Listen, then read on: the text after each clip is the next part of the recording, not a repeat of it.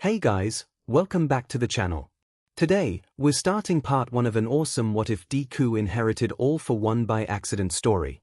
If you want to see part 2, drop a comment below and tell me what you think. Don't forget to like, subscribe, and share. Now let's jump into the story. All for One was dying. This was unfortunate as he had practiced not dying for over 200 years till this point and had gotten quite good at it. Still, it seemed that his evasion of death would soon come to an end following his battle with All Might. Of course, dying didn't mean dead, and for the time being All for One was alive and well, or perhaps well wasn't the correct word in this context. His face was mostly non-existent at that point, which wasn't the most convenient for him, and he was fairly certain he had ruptured one of his kidneys. Luckily, All for One, like most people, possessed 2 kidneys. Unluckily, a ruptured kidney was actually quite painful. His doctor had managed to transport his dying body to the lab and used some of the strongest drugs to dope up All for One so thoroughly that he could not feel his own hands, much less any pain. Now mind you, the drugs were in preparation for the doctor to operate on All for One, but they also acted as very effective painkillers. As a side effect, however, they made him higher than the moon. So it was that as the doctor was frantically preparing his equipment to save his boss life, All for One began to giggle maniacally from his place on the operating table. "You know what I'ma do," he slurred to his doctor.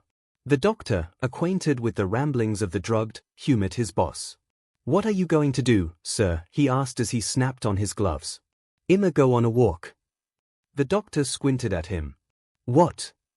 And with that All for One disappeared, using one of his many quirks to teleport from the building. The doctor looked at the place where All for One was mere seconds earlier. SHT. Now you might be asking yourself, where exactly does a faceless supervillain go for a walk?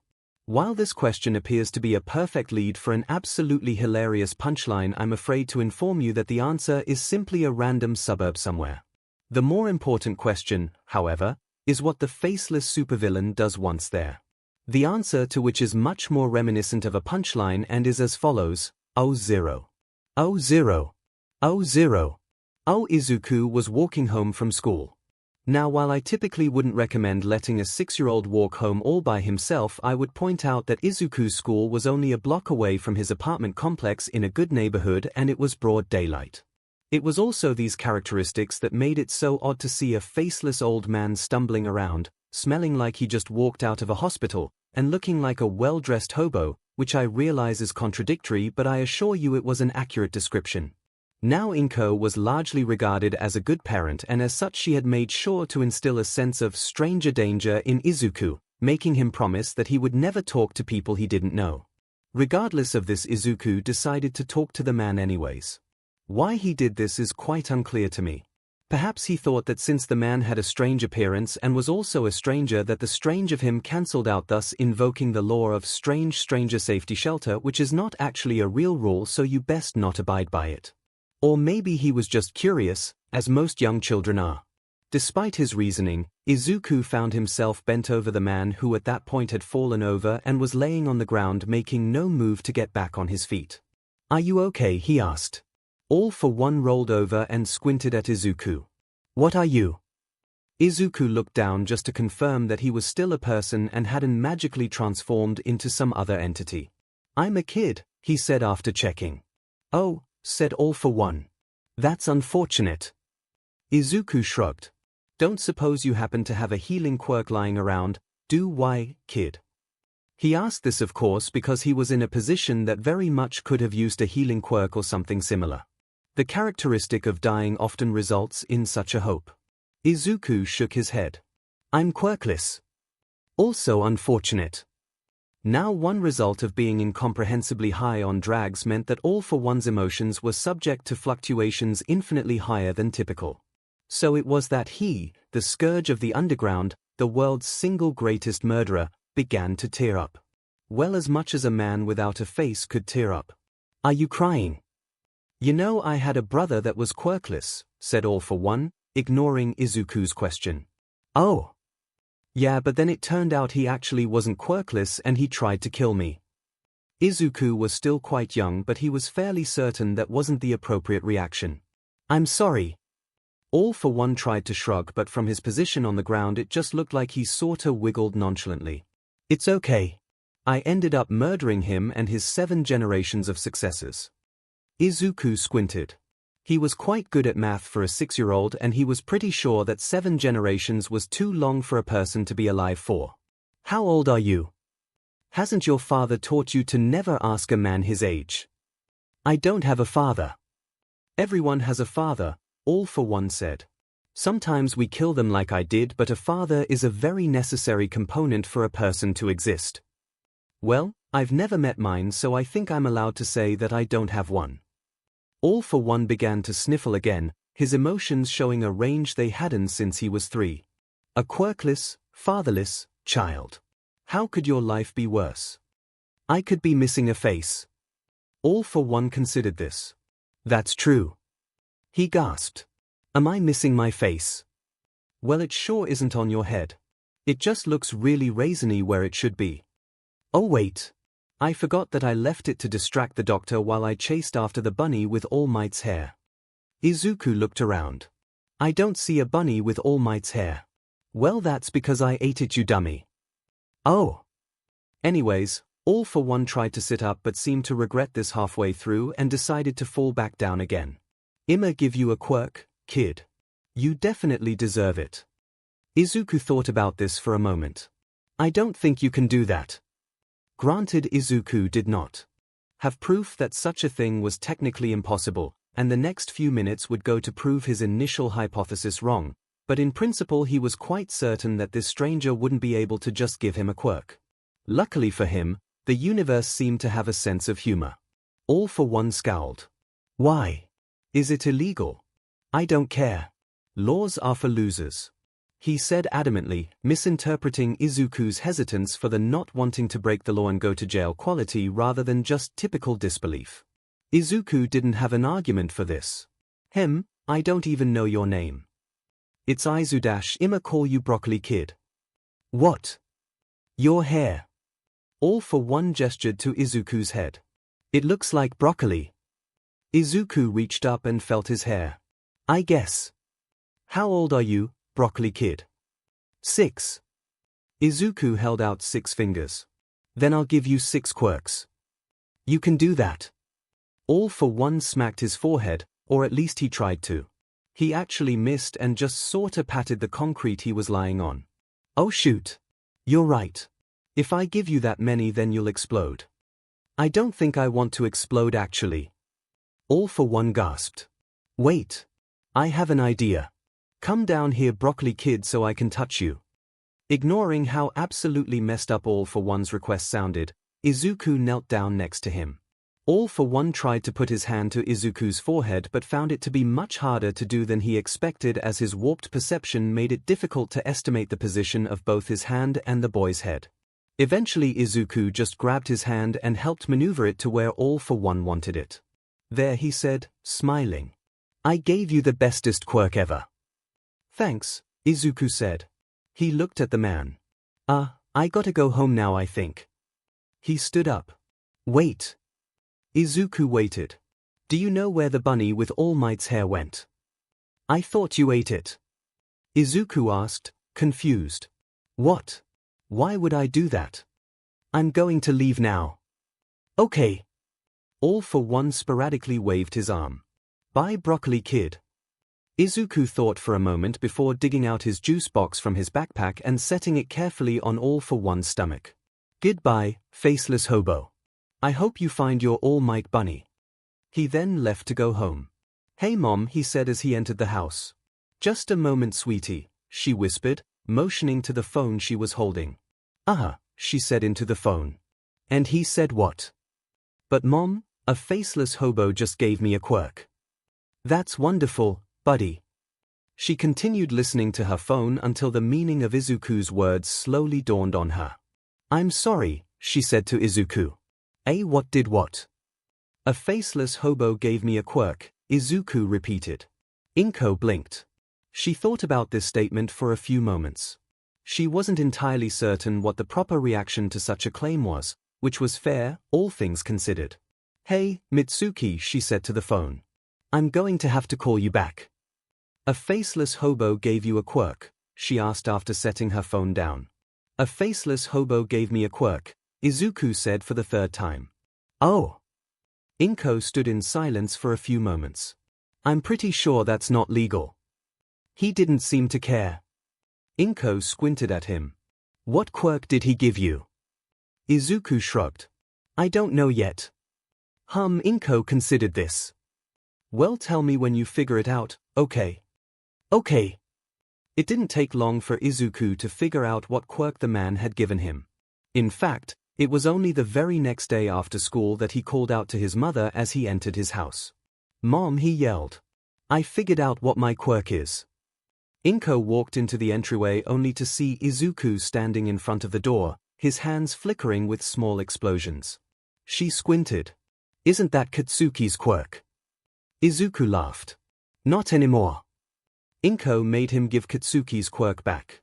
She also made him apologize, which 𝐒𝐿 thought was stupid as he believed that his reason for taking Katsuki's quirk was perfectly justified. Sorry, he grumbled as Katsuki tested his quirk to make sure it was working now. He had only stopped crying after 𝐒𝐿 had returned it to him. Mitsuki looked at the two children in confusion. How I don't know, 𝐒𝐿 said through gritted teeth. But I don't know. Ha!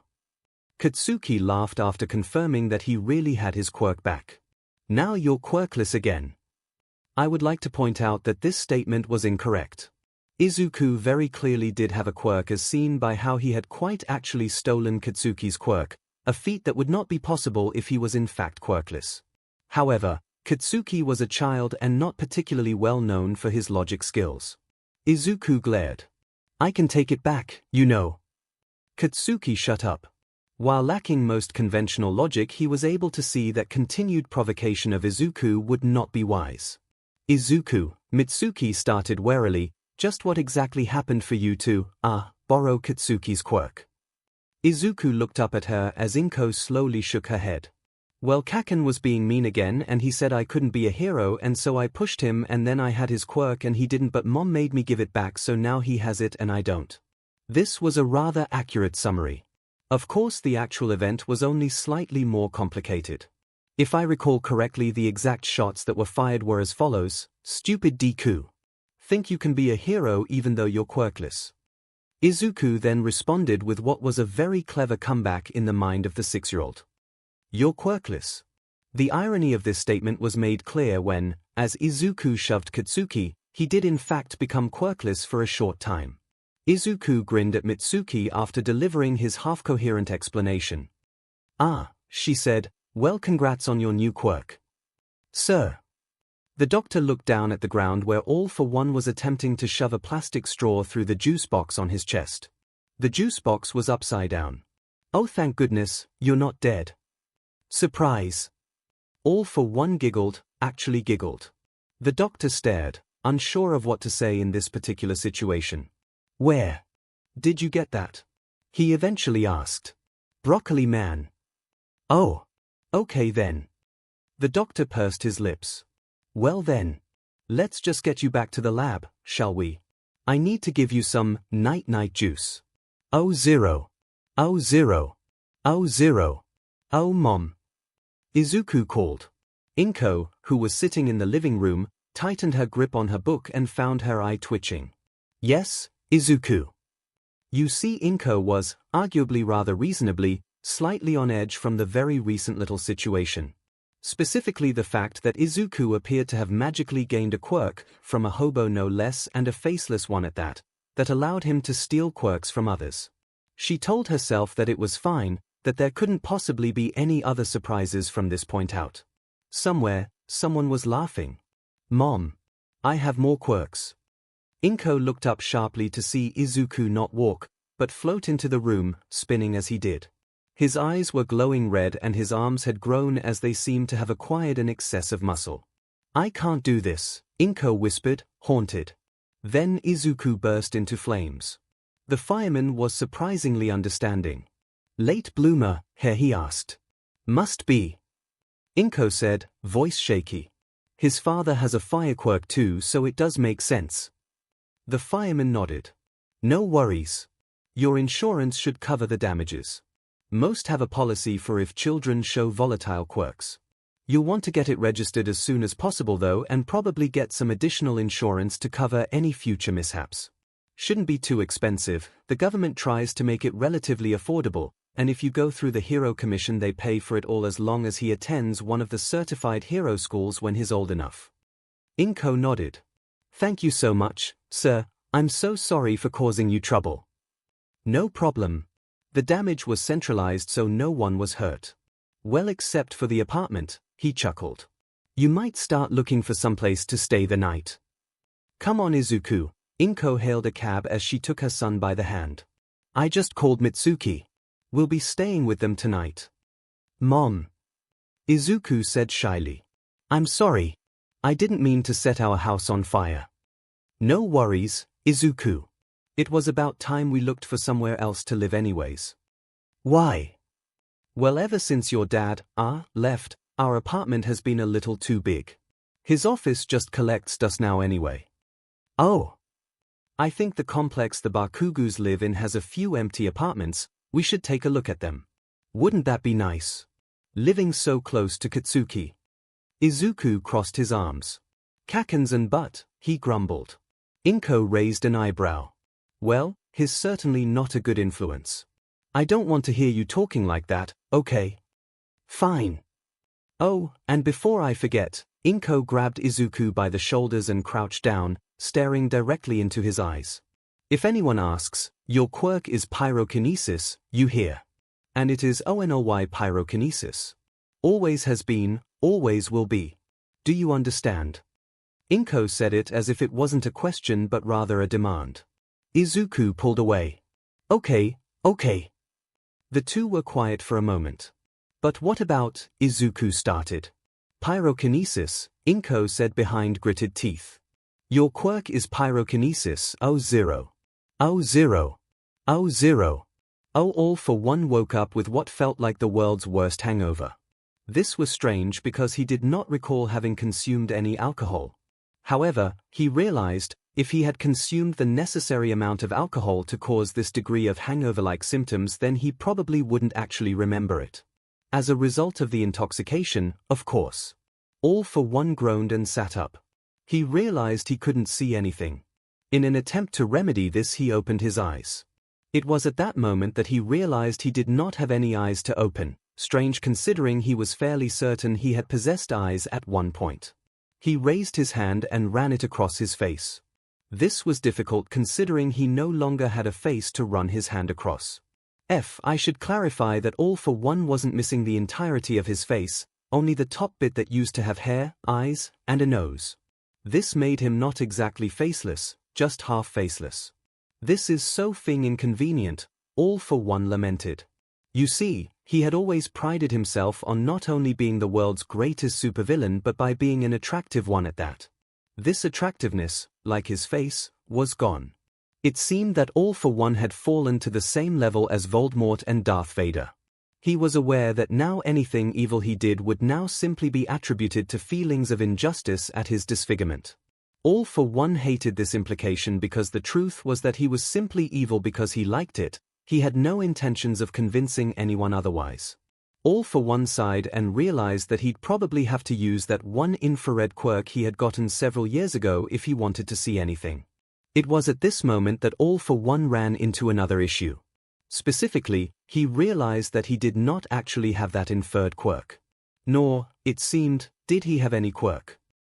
The thing was, all for one couldn't exactly remember what had happened to his quirks.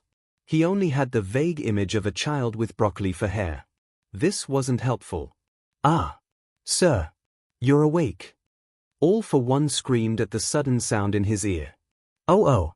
I'm sorry, I didn't mean to startle you, the doctor said.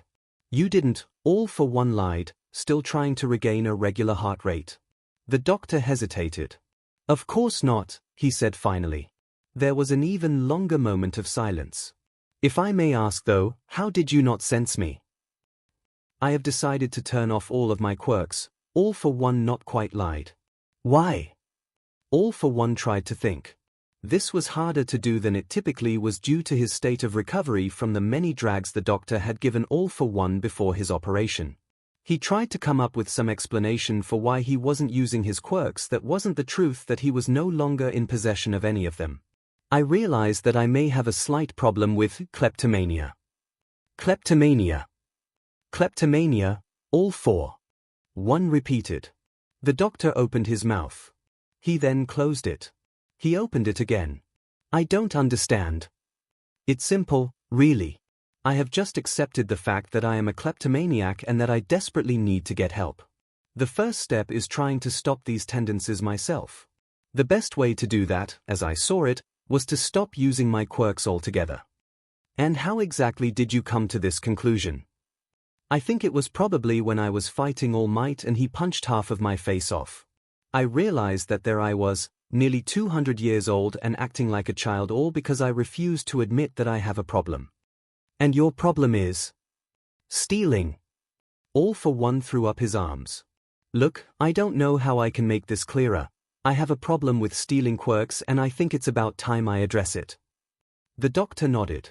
Well then. I'm proud of you, sir. I want you to know that I support your decision and I'm here for you. All for one looked uncomfortable. That's going a little too far. Sorry, sir. Don't let it happen again. Sir. Kai, that's a stupid name. There's no way I'm going to remember that. Sorry, sir. No matter, All for one pulled himself off the operating table he was still on. Now if you'll excuse me, I'm going to go take a walk. I don't know if that's the best idea. You're still recovering, are you questioning me? The doctor hesitated. On one hand, he was. On the other, he could tell from All for one's tone of voice that he shouldn't be. No. That's what I thought. Izuku wanted to be a hero.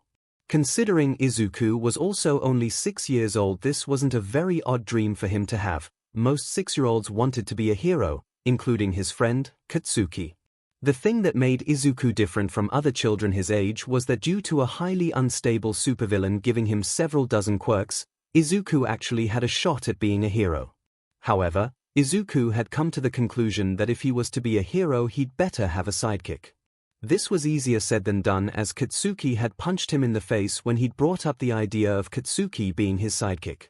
Izuku had then threatened to put his quirk in timeout unless he apologized, something that Katsuki did almost immediately. That still left Izuku in the position of being very sidekickless, which, as already established, was a problem. Luckily it seemed to be a problem that would not last too long, as, on his walk home, Izuku found someone perfect for the job. Mom. 𝐒𝐭 tensed up at the sound of her son's call. She felt silly for being so frightened, but based on past precedent she felt her concern was well-founded.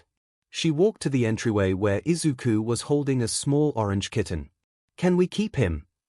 She breathed out a sigh of relief. Finally, this was a normal problem. No, a cat would be a lot of work. Izuku began to float. But I need him. 𝐒𝐭 sighed. At least it had been normal for a moment. Why do you need a cat? 'Cause his name is Captain Cheeto and he's my best friend and sidekick. 𝐒𝐭 pursed her lips.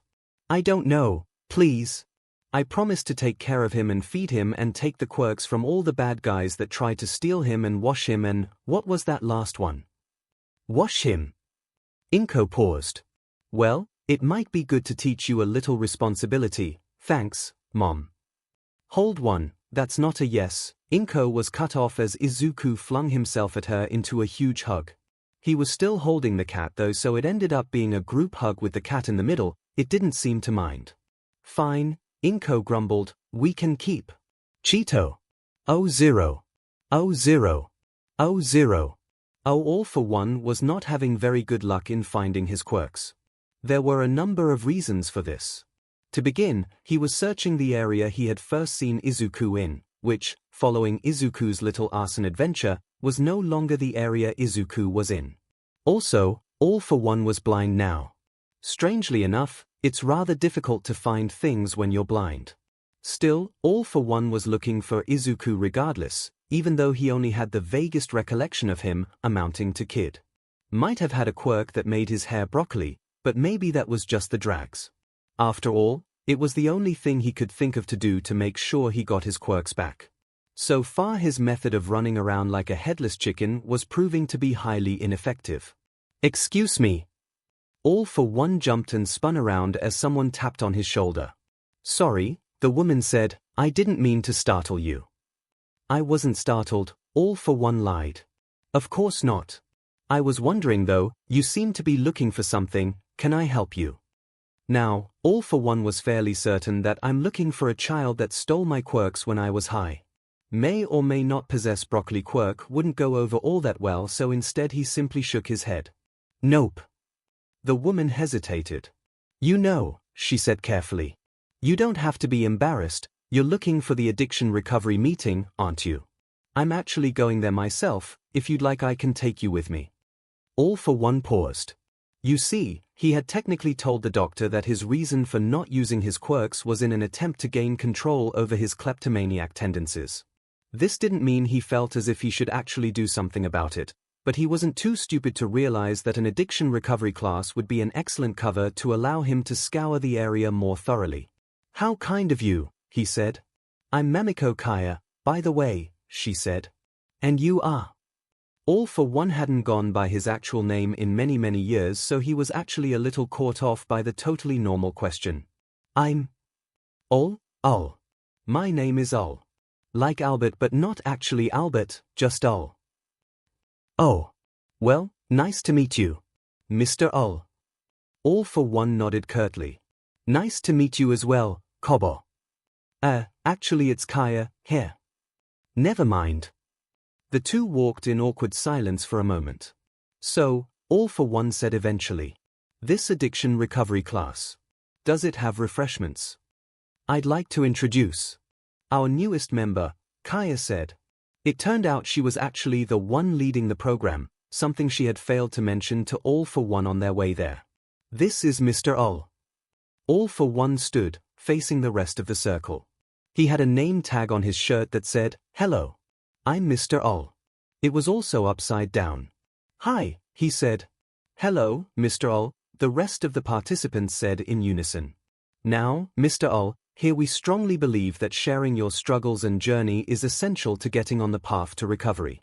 Part of this program is to ensure that not only do you receive the help that you need in a calming environment but the support as well. We're all going through different struggles, but it can help to know that there are people experiencing the same thing as you and that they are here for you if you need it. We also try to keep each other accountable, we celebrate successes together and mourn failures together, but through it all, it is most important to realize that all of us are here for you." All for One didn't know how to respond to this. Luckily Kaya continued.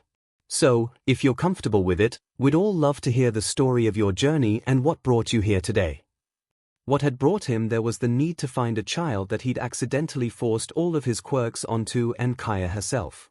All for One did not think that's what he should say though.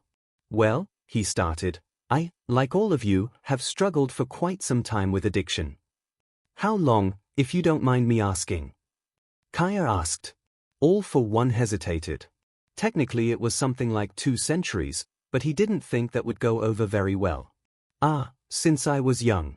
It first started when I was 4 or so." Being blind, All for One was oblivious to the looks of horror and shock on everyone's faces. Currently, however, someone helped me realize just how much my addiction had started to affect my life. It had become all-consuming, taking priority over everything else. In the end, it cost me both half my face and my dignity before I finally decided to make a change. Everything All for One said was, to a point, technically true. Still, he was careful to not mention that his addiction was in fact his compulsion to steal quirks. "You see, it wasn't until I became blind that I finally saw the true effects of my addiction." One of the participants dabbed at his eyes. "So, in an attempt to regain control, I have given up on my addiction, cold turkey. I will not allow it to have power over me any longer." All for One sat down and was greeted with a round of applause. "That's very inspiring to hear," Kaya said. "Such an endeavor can be very hard. We all know the struggles of having to resist the temptation to fall back into old habits. I hope you know that we're all here for you, regardless of what happens." Now it wasn't exactly as if All for One still even had the option to, as Kaya said, fall back into old habits. It would be pretty difficult to steal any quirks without All for One. Still, something about the situation touched All for One. "Thank you," he said. "I'm so glad to have finally found a community like this. I feel like I can be accepted regardless of my flaws." One of the other participants nodded enthusiastically. "Of course you can. You know," Kaya said, "I don't think you ever did tell us what you're addicted to. Only if you're comfortable with it, of course." Him. "Oh, I steal things. I have a huge problem with compulsive stealing." Because All for One was blind, he did not see everyone subtly check to make sure that their wallets and purses were still there. "Mom." Izuku ran into his mother's room, holding his pet cat and newly proclaimed sidekick in his arms. Upside down. His arms were wrapped around the cat's middle and his head was dangling far closer to the floor than his tail, which was twitching softly against Izuku's cheek. Now please do not hold cats upside down. I like to think that most of you are older than 6 and as such are intelligent enough to have come to that conclusion on your own, but in case you haven't, I would like to help by telling you that typically cats do not like to be held upside down, and really, you should just not do things cats don't like, unless, of course, the thing the cat doesn't like is your refusal to murder your family in their name. In that case, you should probably not, regardless of the displeasure of your cat. But I digress. Mom, you need to make Captain 𝐶𝐞 a cape too. 𝐒𝐭 turned. Oh sweetie, you can't hold the cat like that. Oops. Izuku dropped the cat. It landed on its head before standing up and walking away without a sound. 𝐒𝐭 pursed her lips. That cat is quite apathetic, isn't he? But Mom, Captain 𝐶𝐞 needs a cape like me so that he can be my sidekick.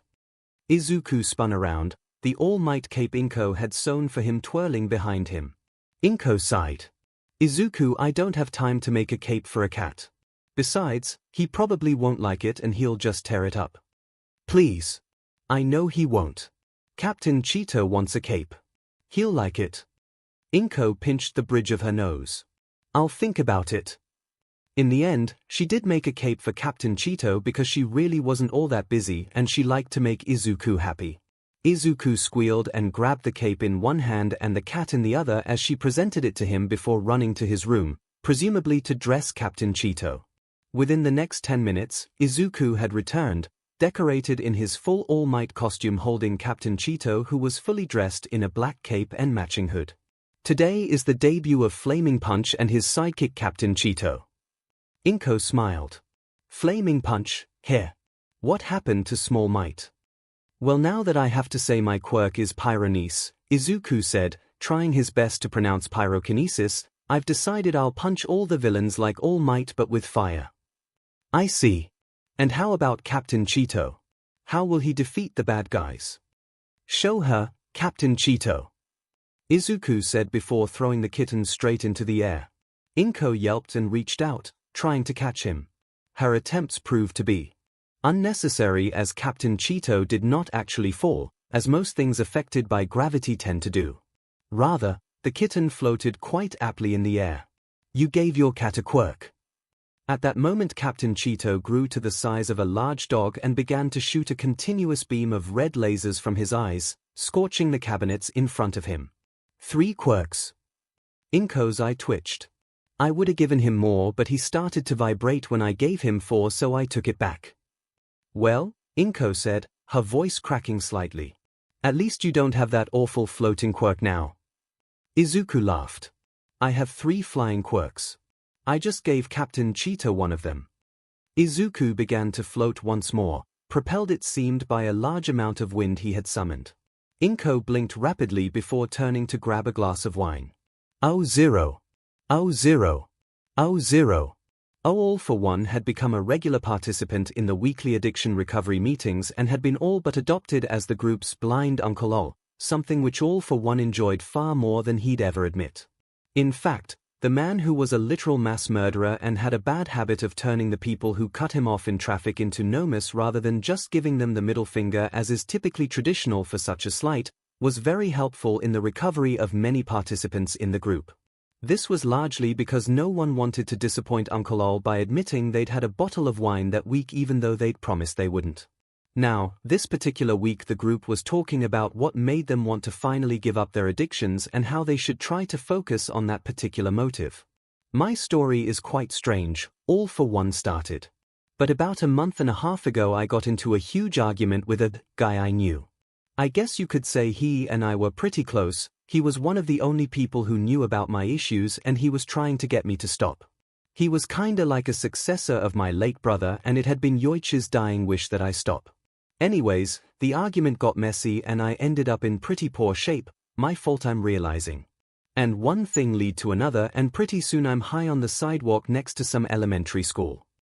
All for One waved his hand dismissively. And well, I'm not entirely sure what happened, I was really drugged up, but there was this kid, think he gave me his juice box, told me his dad was dead or something, I can't really remember, but when I finally came to I realized I just couldn't steal anymore. Now while everything All for One said was in fact true, the rest of the group interpreted it very differently from what actually happened. You see, most of them were under the impression that it was the kindness of this child that convinced All for One to give up stealing, not the fact that Izuku accidentally stole All for One's means of thievery. Regardless, everyone was very touched by the story. I just wish I could find the boy and repay him for what he did to me.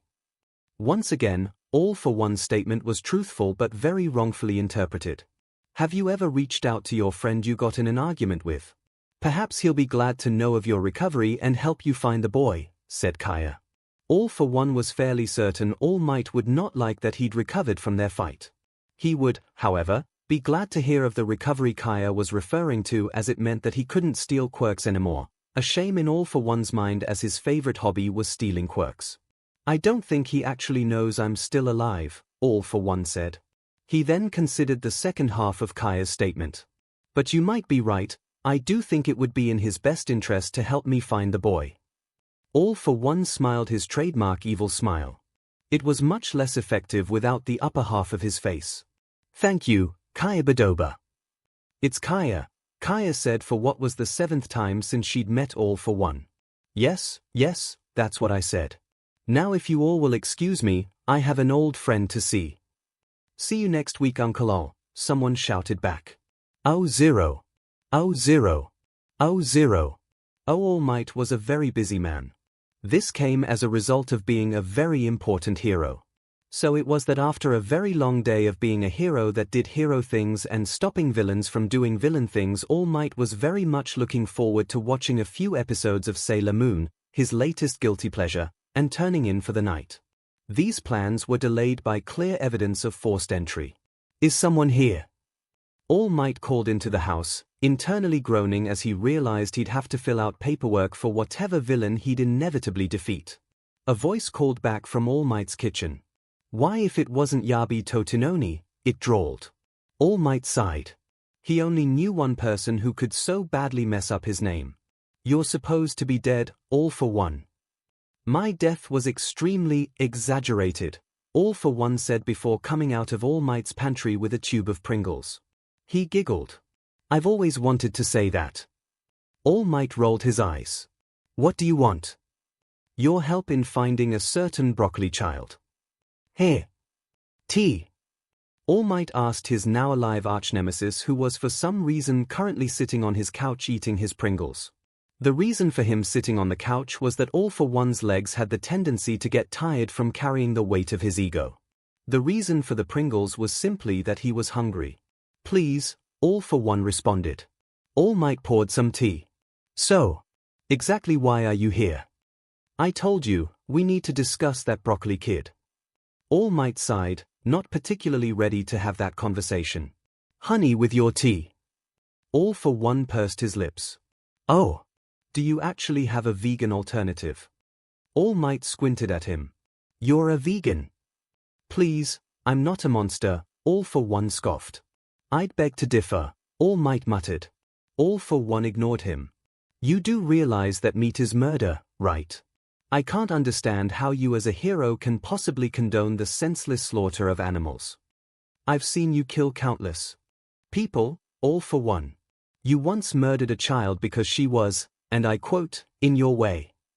Yes, well she was. Animals haven't done anything to me. When's the last time there was a cow in your way? We live in urban Japan. Your point. All Might threw his arms into the air.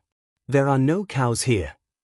You can excuse your butchery all you'd like, Toshiny. I, however, am responsible for my own morals and will act as such. So no honey. No honey. All Might set down the bottle. I can get you some sugar. All for One recoiled. Are you barbaric? You do realize corporations use bone char to whiten their sugar, right? I can't possibly support such a process. I did not realize, no. All for One settled down slightly. I'll just take a splash of agave nectar, thank you very much. I don't have that. Of course you don't, All for One muttered. You really should think about how evil your support of corporations that profit off of murder is. Trust me, you don't get muscles like this without eating a lot of protein. It's called eating tofu, you idiot Yankee. Okay, so I'm just not going to add anything to your tea. No need to be rude, I'm perfectly content to settle for brown rice syrup instead. Well, why didn't you say so? I'll just go get that now, All Might said, his voice dripping in sarcasm. He then walked the length of the sitting room to the kitchen, and, while looking directly at All for One, poured the tea down the sink drain. Animal killer and wasteful. And they call me the villain. So you're telling me that you're quirkless, All Might said, disbelieving. That's correct. All Might shook his head softly. And how exactly? Look, I don't know how to be any clearer. I got high, was laying on the ground, and gave away all my quirks to some kid. Why? Well, obviously it wasn't on purpose.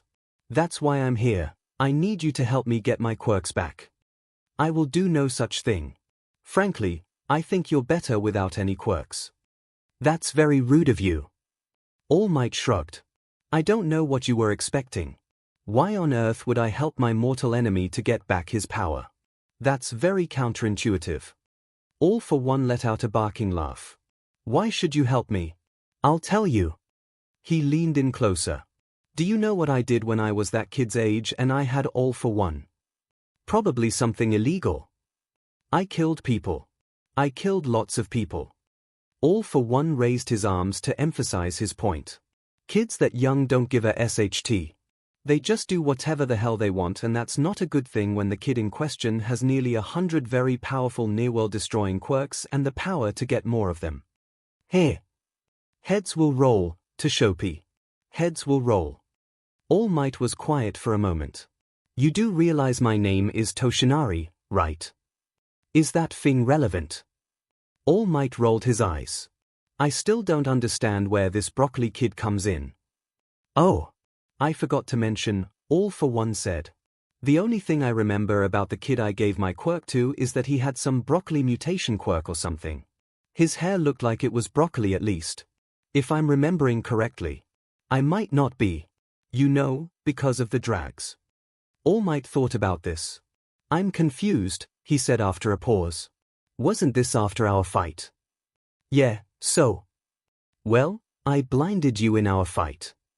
Yeah, so. How do you know his hair looked like broccoli? Are you questioning my disability? I mean, kinda. Oh zero. Oh zero. Oh zero.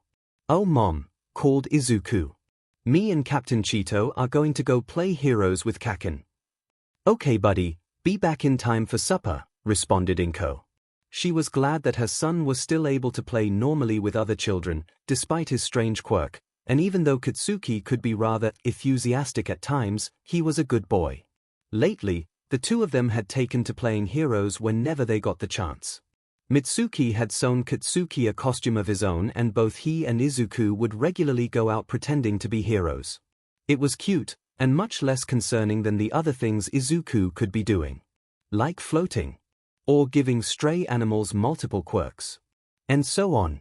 There was just one problem. Hey, Mitsuki, Inko said into the phone. Could you have Izuku come back home? It's nearly time for dinner. It was at this moment that Inko heard what are perhaps the most chilling words to ever be spoken to a mother.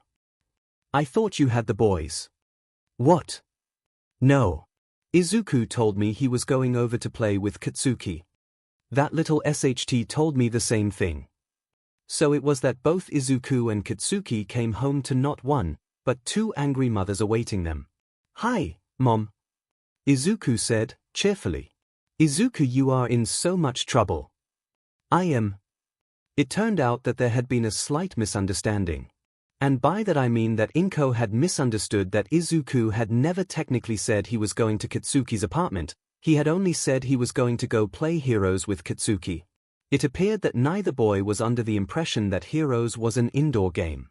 In the end, Inko had a talk with Izuku about being more specific and not going out alone. "But I wasn't alone, Mom," he said.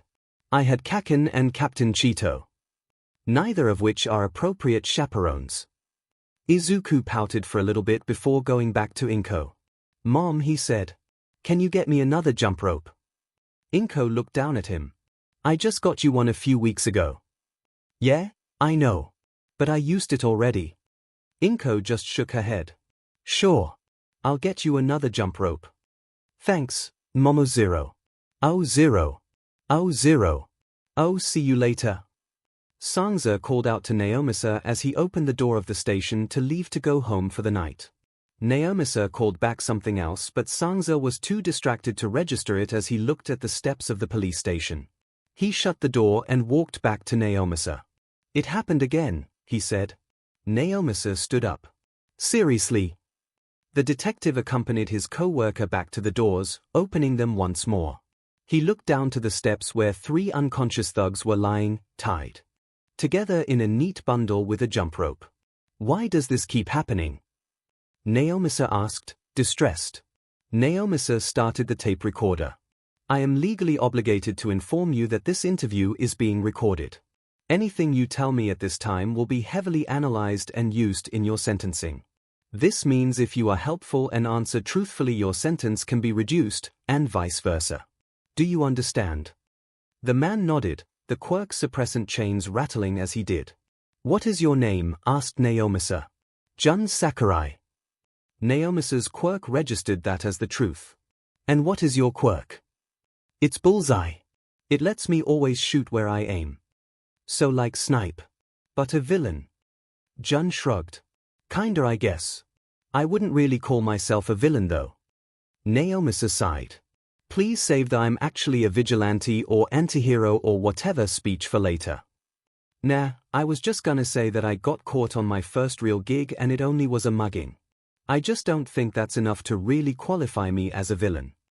"Oh," said 𝐒𝐿𝐵. "Yeah." 𝐒𝐿𝐵 cleared his throat. "Well, that aside, we're trying to figure out who exactly caught you." "You mean you don't know?"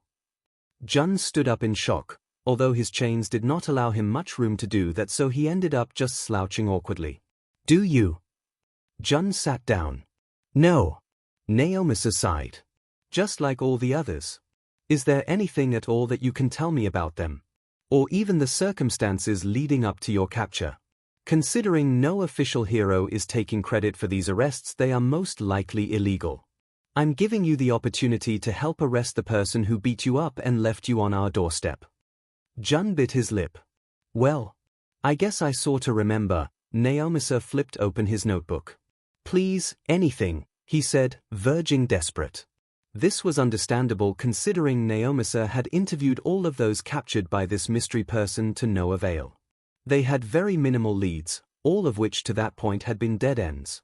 𝐒𝐿𝐵 found himself rather disheartened at the lack of progress, and also slightly annoyed at the lack of space in the jail cells. Typically his building was more just a holding area until they could transfer the criminals to better suited prisons, but, since the start of the deliveries from hell, as 𝐒𝐭𝐚𝐲 had begun referring to them, 𝐒𝐿𝐵 found himself in permanent possession of dozens of unwanted guests. "See, there were these two little people," started June. "Little people?" "Yeah, well, midgets is a bit of an offensive term, ain't it? I may be a mugger, but I still try to be as politically correct as I'm able." 𝐒𝐿𝐵 shook his head. "No, that's not, never mind. Were they children?" Jun looked as if a light bulb had gone off above his head. "Not literally, of course, since that expression has the tendency to give an odd impression, I only mean that he looked as if he had made a miraculous conclusion. He hadn't. Oh. You know, I think they might have been. Gosh, here I am thinking they were just little lesbians. What? Jun shrugged. Well, they had short hair and high-pitched voices. Thought they were lesbians. Do you even know what children look like? Jun laughed. You know, I actually was a child myself at one point. So how on earth did you mistake two young boys for miniature lesbians? Hey! Don't get mad at me, man. It was dark and I was wearing a mask. How was the fact that you were wearing a mask interfere with your ability to discern two maskless individuals? Now don't go throwing around all that fancy breeds words at me. You know I ain't got no clue what discern is. Now at this point 𝐒𝐿 very much wanted to ask how Jun was not able to recognize children when he clearly had the intelligence of one, but, as a mature adult, he decided to save it and tell 𝐒𝐿 later. He took a deep breath. But anyway, you should be happy I saw that much. My mask did not fit well and that cat came out of nowhere. 𝐒𝐿 stopped writing. The what? The cat. There was a cat. Well, I wouldn't have mentioned it if there wasn't a cat, no, would I? Frankly, I wouldn't put it past you, Mr. Sakurai. Well, demon right, there was a cat. Clawed me up pretty good too. 𝐒𝐿 took a note to check future victims for cat-related injuries. The thing was real tiny. Zoomed around like a fin bird. 𝐒𝐿 squinted. A bird. That's a strange comparison. You got a better one for a fist-sized flying mammal. Now I feel it important to point out the fact that birds are not, in fact, mammals. They are birds. 𝐒𝐿 did not point this out, instead honing in on a different detail. It could fly. Course it could, how else would it have reached my face? 𝐒𝐿 did not answer this question. Anyways, Jun continued. It flew from the broccoli one's shoulder, so I'm guessing it was his pet. The broccoli one. Yeah, the kid with broccoli hair. 𝐒𝐿 sighed and wrote broccoli quirk in his notebook. Mr. Sakurai. How about we try this again? From the top. Oh 0. Oh 0. Oh 0. Oh, well, that was a dead end, All Might grumbled. Oh. All for One looked up from his magazine. The magazine was a constant irritation for All Might. This was because All for One was very clearly blind and yet seemed to be doing his best to convince All Might he was not. This was upsetting for a number of reasons, the most important of which was that he was nearly succeeding. Of course, the moment All Might would begin to question All for One's disability, the man would proceed to do something to contradict his doubts. Such as reading a magazine upside down. As he was now. All Might, in a show of heroic restraint, ignored it. I've just looked through the data of every single person with a broccoli-related quirk. As you can imagine, there were surprisingly few. Do tell. Half of them are from a single family in Greece, 80 others are in various other areas of the world. Of the 3 in Japan, 2 are women and the 1 male is 86. With that I can easily say you were either hallucinating or the quirk registry simply hasn't been doing its job and managed to miss him. I think we can both agree on what the more likely circumstance is. Obviously. You know the quirk registry never did have my quirk filed properly. All Might sighed. You've already admitted to being on a large number of drags the day you saw him. I don't think it's much of a reach to say you imagined the broccoli quirk. All for One looked rather offended at this very reasonable accusation. I must say, I'm quite upset that you don't believe me. Says the person trying to convince me they're not actually blind, despite being quirkless and missing both eyes. How dare you undermine my very real disability? All Might threw his arms in the air. I'm leaving. Bring me back some vegan jerky, won't you? We're nearly out. Buy your own vegan jerky. And on that note, why the hell are you still in my house? It had been nearly 2 weeks since All for One had first broken into his home and he had yet to leave for longer than a few hours for his addiction recovery class. All Might wasn't sure where he was sleeping, only that he always seemed awake whenever All Might got up and went to bed. Why don't you make me get out? I could, you know. What? Get a blind, quirkless, old man arrested? They'd believe me over you, said All Might, crossing his arms. Probably. Unfortunately, you can't do that, seeing as how you need me to find my quirk. I hate you. All for one side. Even crippled I do make for a glorious nemesis, don't I? This doesn't make any sense, said 𝐒𝐿𝐵. 𝐔𝐬𝐵 leaned over the detective's desk, noting the unorganized array of papers and files. Yes, well it is 3 o'clock on a Monday. Lots of things don't make sense at 3 o'clock on Mondays. 𝐒𝐿𝐵 squinted at him. I don't know what you're talking about, and frankly, I'm not paid enough to care. 𝐒𝐬𝐵 shrugged. Fair enough. He took a sip of his coffee. Now what's making you go grey today? 𝐒𝐿𝐵 gestured vaguely to the pile. This wasn't a very good answer considering the pile didn't make all that much sense itself. Such was the paradox of 𝐒𝐿𝐵's complaint. That doesn't help. 𝐒𝐿𝐵 sighed. I have interviewed every single criminal brought in by this mystery person and I feel further from catching them than ever before. Well, that doesn't make sense. He threw his arms in the air. I'm aware, he said. But it's true. If these reports are to be believed, then we are looking for 2 young boys, anywhere from 5 to 10 years old, the first of which I have had multiple people informing me of his broccoli mutation quirk, but there's also the possibility he has a fire quirk, flight, the ability to spontaneously grow muscles, and a quirk that seems to summon, get this, hats of all things. 𝐒𝐿𝐵 flipped through several pages hopelessly. And that's just the tip of the iceberg. The other kid seems to reliably have an explosion quirk in most of the takedowns, but some reports state him having various other quirks that had been previously attributed to the broccoli kid. Here. That's weird.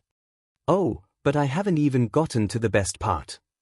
Do tell. 𝐒𝐿𝐵 pulled another file from the pile and cleared his throat. Approximately 70% of the reports mention a cat that can, and I quote, fly, shoot lasers from its eyes, grow to the size of a building, and shrink to the size of a bottle cap. That seems highly unlikely. You'd think. But I've interviewed all of these witnesses personally, and everything I've told you has checked out as being true. 𝐒𝐬𝐵 tilted his head. How? 𝐒𝐿𝐵 shook his head softly. I have no thing idea. Oh zero. Oh zero. Oh zero. Oh Fat Gum was a good hero. This was going entirely by his ability to detain villains, a quality that is very important in heroes. Now it took a lot of work for Fat Gum to become a good hero. He had spent many years training to become a hero, and had spent several more as a sidekick before going on to form his own agency, cleverly named Fat Gum Agency. Being a good hero did not mean he was good at naming things. Regardless, Fat Gum found himself patrolling quite frequently, usually in the afternoons. He liked patrols because they helped put regular citizens at ease, and occasionally he was able to stop minor crimes while out. He also liked them because, while not all that popular yet, Fat Gum was beginning to be recognized by average people, and he was often stopped on his patrols by children who were a little in awe of meeting a hero in person. While it was uncommon for him to take down full villains during patrols, it did happen occasionally. Usually, he found himself easily stopping small-time criminals and breaking up street scuffles. These events happened a few times a day for him, so while on his patrol he was not all that surprised to hear the sounds of fighting. He was surprised, however, to find 2 children standing over an unconscious man who was tied up with what seemed to be a jump rope as he neared. Flying is lame, said one of the boys, crossing his arms. Really, the second said. I thought you'd like it. The tied-up man groaned from the ground. Without even looking at him, the first boy delivered a solid kick to his head. Fat Gum winced as he watched. I dunno. I think I just like exploding things more. Yeah, well, Fat Gum cleared his throat and the 2 boys jumped and turned around. He noticed, to his amusement, that there was a small kitten sitting on the shoulder of the boy with green hair. It was wearing a matching cape, which was easily the cutest thing Fat Gum had seen that day. Pardon me, boys, but what exactly, 𝐒𝐭𝐻? It's Fat Gum. That's a stupid thing name. Show some respect. He's a real hero. We're real heroes, Deku. Not yet. We haven't even taken down a real villain yet, only stupid criminals. The first boy rolled his eyes. Only 'cause the villains are scared of us. Fat Gum blinked, taken aback for the second time in as many minutes. Would either of you care to inform me of what exactly is going on? The blonde rolled his eyes and gestured to the man behind them.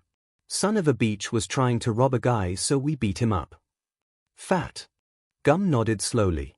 And is this a regular occurrence for you boys? They both nodded. And what exactly do you do to these criminals after you catch them? He asked, slightly concerned with what the answer might be. We just leave them by the police station. Fat Gum nodded. Well, let's go drop off this one, and then, if you two don't mind, I'd like to have a little talk with your parents. 𝐂𝐫. 𝐂𝐫. 𝐂𝐫. Oh, what did he do? 𝐒𝐭𝐚𝐲 stood with the door to her apartment open, looking at the hero standing next to her very guilty-looking son. Katsuki was slightly behind them, his hands jammed in his pockets as he very clearly avoided her gaze. Ah, Ms. Midoriya, I presume. 𝐒𝐭𝐚𝐲 looked at Izuku. What did you do? Izuku coughed awkwardly. He's not in trouble, the hero said. I just wanted to make sure you were aware of some of the potentially dangerous situations he's been getting into. Specifically, it seems like he and his friend have been taking down criminals together for the last several months. 𝐒𝐭𝐴 put a hand to her temple. Oh, Izuku. Izuku's eyebrows creased in concern. I didn't know it was wrong. Since he didn't seem to know it was illegal and he truly was just trying to help, I'll just let him off. Please do try to make sure it doesn't happen again. Of course not. Believe me, we are going to have a very long talk. I am so sorry, sir. The hero smiled. It's all right.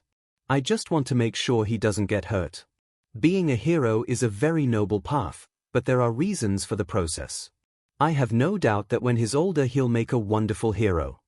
𝐒𝐴 bowed slightly and took Izuku by the shoulder, pulling him back inside. Of course. Thank you so much. The hero laughed. Of course. Now if you don't mind, I need to take this one home too. He motioned to Katsuki, who was miming ging. 𝐒𝐴 nodded and closed the door. She turned to Izuku and folded her arms. All right. Drop that innocent act, mister. You and I both know you were well aware that what you were doing was illegal. What? Izuku, I've heard you go on hour-long rants about how Japan's vigilante laws are stricter than most countries, and at this point, I think I can recite the quirk usage in events of defense clause verbatim, just from hearing you talk about it so much. But Mom, no buts. Tell me, what was the ONE thing I told you to never do? Izuku sighed. Use my quirks to become a vigilante under the eyes of the law. And what did you do? Used my quirks to become a vigilante under the eyes of the law, he mumbled. 𝐒𝐴 shook her head softly. I swear, if I ever find that hobo that gave you all these quirks, I'll rip his face off. But he doesn't. I'm aware he doesn't have a face. I think I can manage to rip it off regardless. 𝐒𝐫. 𝐒𝐫. 𝐒𝐫. Masaru opened the door. Hey, Mitsuki, he called out. Yeah, she responded from the other room. Masaru continued to look at the hero who had his hand on his son's shoulder. I think Katsuki got arrested. Mitsuki laughed. He lasted till he was 8, here. Guess you win. Katsuki looked offended. You guys bet at how old I'd be before getting arrested. Well, it was only inevitable, wasn't it? Said Masaru. 𝐒𝐭𝐲 ran into Naomisa's office, looking panicked. Sir. Naomisa groaned. You know it's against the rules to use that tone of voice on me before my morning coffee. But sir, someone's taken over the precinct's controls. Naomisa fell out of his chair and stumbled back to his feet. That is not supposed to happen. At that moment the laptop on his desk flickered on, a video of a man with goggles and a very cliché hacker outfit. Naomisa turned to 𝐒𝐭𝐲 as the image appeared. That the culprit? 𝐒𝐭𝐲 shrugged. I assume. Hello, heroes, he said. His voice echoed throughout the building, giving the distinct impression that his projection was on every single screen in the area. It was. Naomisa groaned. We aren't even heroes. He can't say hello heroes when there aren't even any heroes here yet, he said. Speaking of which, you pressed the panic button, right? Ape did. He's the only one that's never pressed it and he really wanted to. Oh, that's right, he had the flu during all those guacamole attacks last year, here. Yeah. He was really disappointed he'd missed them. Today you have been bested by I. The great data. Bow down in fear of my superior technological genius. Superior IT management skills more like, said 𝐒𝐭𝐴. He does make a good point though. When was the last time we had our precincts software updated? SHT, like 11 years ago. Today you face retribution for angering me. Maybe next time you'll think twice about crossing me. Well, that's probably the issue then. Man, I really need to put a reminder to call tech support in one of these days. Can you have them look at the internet speed too? Continued 𝐒𝐭𝐴. It took me ages to look for a file in our database the other day. I just about gave up. Oh yeah, I've heard a few people complain about that lately. 𝐒𝐿𝐵 turned to look back at the recording that continued to ramble on. Good heavens, does he ever shut up? Back when I was a child and, sir, I think is giving us his tragic backstory. Well, the good news is that the heroes will be here before he gets around to doing any real harm. And the bad news? 𝐒𝐿𝐵 gestured to the screen. 𝐂𝐨. As the two of them grew acclimated to the idea of being forced to listen to what was sure to be a very lengthy explanation of childhood trauma and a number of untreated mental illnesses, 𝐂𝐸𝐫, one of the precinct's paper pushers, or as they tended to be called, nerds, ran into the room. Sir. 𝐒𝐿𝐵 groaned. Does anyone here actually take my rules seriously? Yes sir, replied 𝐂𝐸. No tones of extreme panic before 9 o'clock on all Friday mornings. At least you're aware of your insubordination. Please, continue. The backstory is a distraction. All quirk suppressors have been disabled and the doors to the cells are unlocked. 𝐒𝐿𝐵, looking as surprised as a man with a cat head was able, yelped. You mean there's a breakout? Yes, sir. 𝐒𝐿𝐵, who was already stumbling around his desk and running to the door, cursed. Damn it, Abe, why didn't you say anything? I just did, sir. 𝐒𝐿𝐵 patted 𝐂𝐸 on the back. Yes, you did. You're a treasure, Abe, and don't you forget it. He turned to the door which had bounced off the wall from the force that 𝐒𝐿𝐵 had flung it open and was now swinging back into its frame.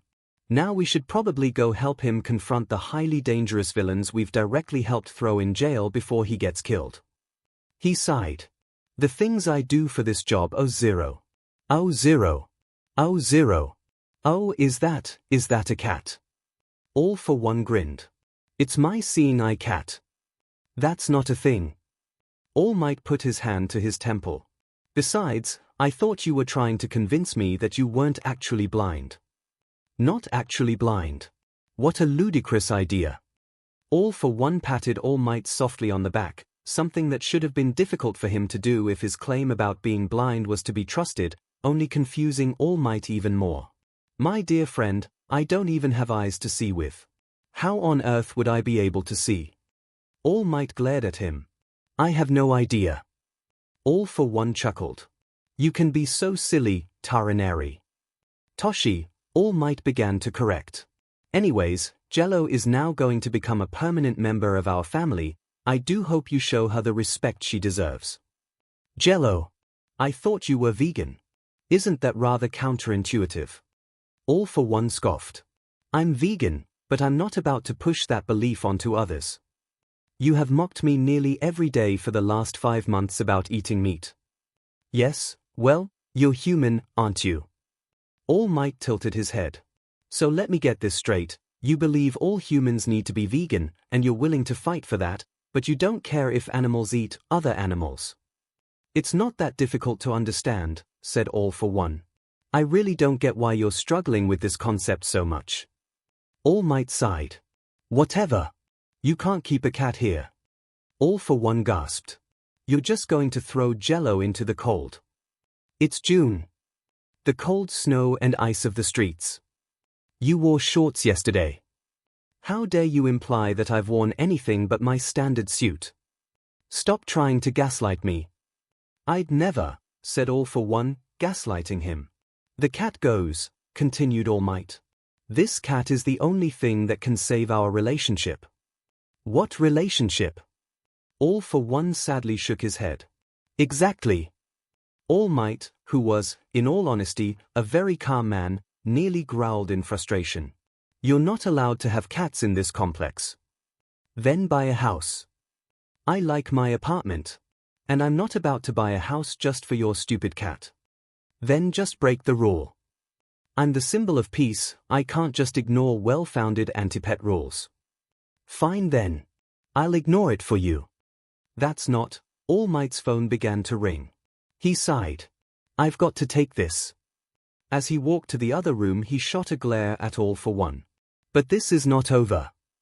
All Might returned from his call to see All for One happily feeding Jello slices of bacon. All Might watched his breakfast be devoured for a moment before speaking. I hate you, he said simply. Aren't you quite the charmer? All for One looked up from his task. Is everything all right? All Might sighed. I was going to see an old friend for lunch but unfortunately he now has to deal with a breakout. Oh. I did love breakouts. I got to be quite good at them if I do say so myself. Everything is fine, thanks for asking. So I assume you'll be needing a new partner for your lunch adventure, him? Absolutely not. Are you sure? I know this quaint vegan cafe near my addiction recovery meeting spot. I'm not vegan. Don't be such a baby, they have non-vegan alternatives, you murderer. I hear their bacon burger is especially popular. All Might watched as the last STRP of his bacon was devoured. His stomach growled. Fine, he said through gritted teeth. All for One laughed. As your nemesis of several decades, it's my job to know your most crippling weaknesses, he said, answering the unasked question. I hate you, All Might repeated. You said we were going to a vegan cafe, said All Might, not amused. Now why would I say that, said All for One. Does this look like a vegan cafe to you? It looks like a Burger King. Look again, All Might squinted. Burger thing. The restaurant had the exact same color scheme as a traditional Burger King, and only the missing K that had been seemingly hastily replaced with a spray-painted kept it technically legal. What? Off-brand knockoffs are all the rage nowadays. Off-brand knockoffs have never been the rage. Besides, that still doesn't explain why you told me we were going to a vegan cafe. I didn't. Perhaps your memory is hazy because of a lack of protein. And who fed all my meat to a stupid cat? The stupid cat in question was in All for One's arms. He quickly covered her ears with his hands. Don't listen to him, Jello. He doesn't mean that. All Might's eye twitched. Whatever. Let's just go eat. The moment the two entered the building there was an uproar from the three workers, who just so happened to be the only people in sight. Boo, Monsieur Ol. One of them said. He then turned around and called out something in French. A woman ran out from the kitchen, spatula still in hand. Monsieur Ol. It is so good to see you. She spoke with a thick French accent, yet another jarring characteristic aside from her already jarring appearance. Boo, Lemona, said All for One as he kissed the woman on the cheek. The woman giggled and turned to All Might. It is Leonie. Monsieur Ol is so funny with our names. All Might looked Leonie up and down. She was covered with very colorful and detailed tattoos of various kitchen appliances and her hair was the shade of egg yolk. Your usual, I presume, she asked All for One. Yes please, for Jello, he said, gesturing to the cat. For myself, I will have a singular slice of tomato. She, seemingly having just noticed the cat, squealed. A chat. Is very cute. She wagged her finger at All for One. And is very illegal. But for you, Monsieur Ol, anything. She then looked at All Might, who, for his identity's sake, was in his skinny form. And he needs many burgers. I will make him all the burgers. Thank you, darling, said All for One. He then waved All Might over to an empty table. This was not difficult as all the tables were empty. I don't want all the burgers, grumbled All Might. Don't question Leroy. She's a very kind woman. And yet you still can't remember her name. All for One turned back to look at the counter. Lebruni. Leonie stuck her head around the corner, responding to the utter RPE of her given name. A side of onion rings for my dear friend, if you don't mind. Yes, yes. Of course, she responded before retreating once more. All for One turned back to All Might. That proves nothing, All Might grumbled.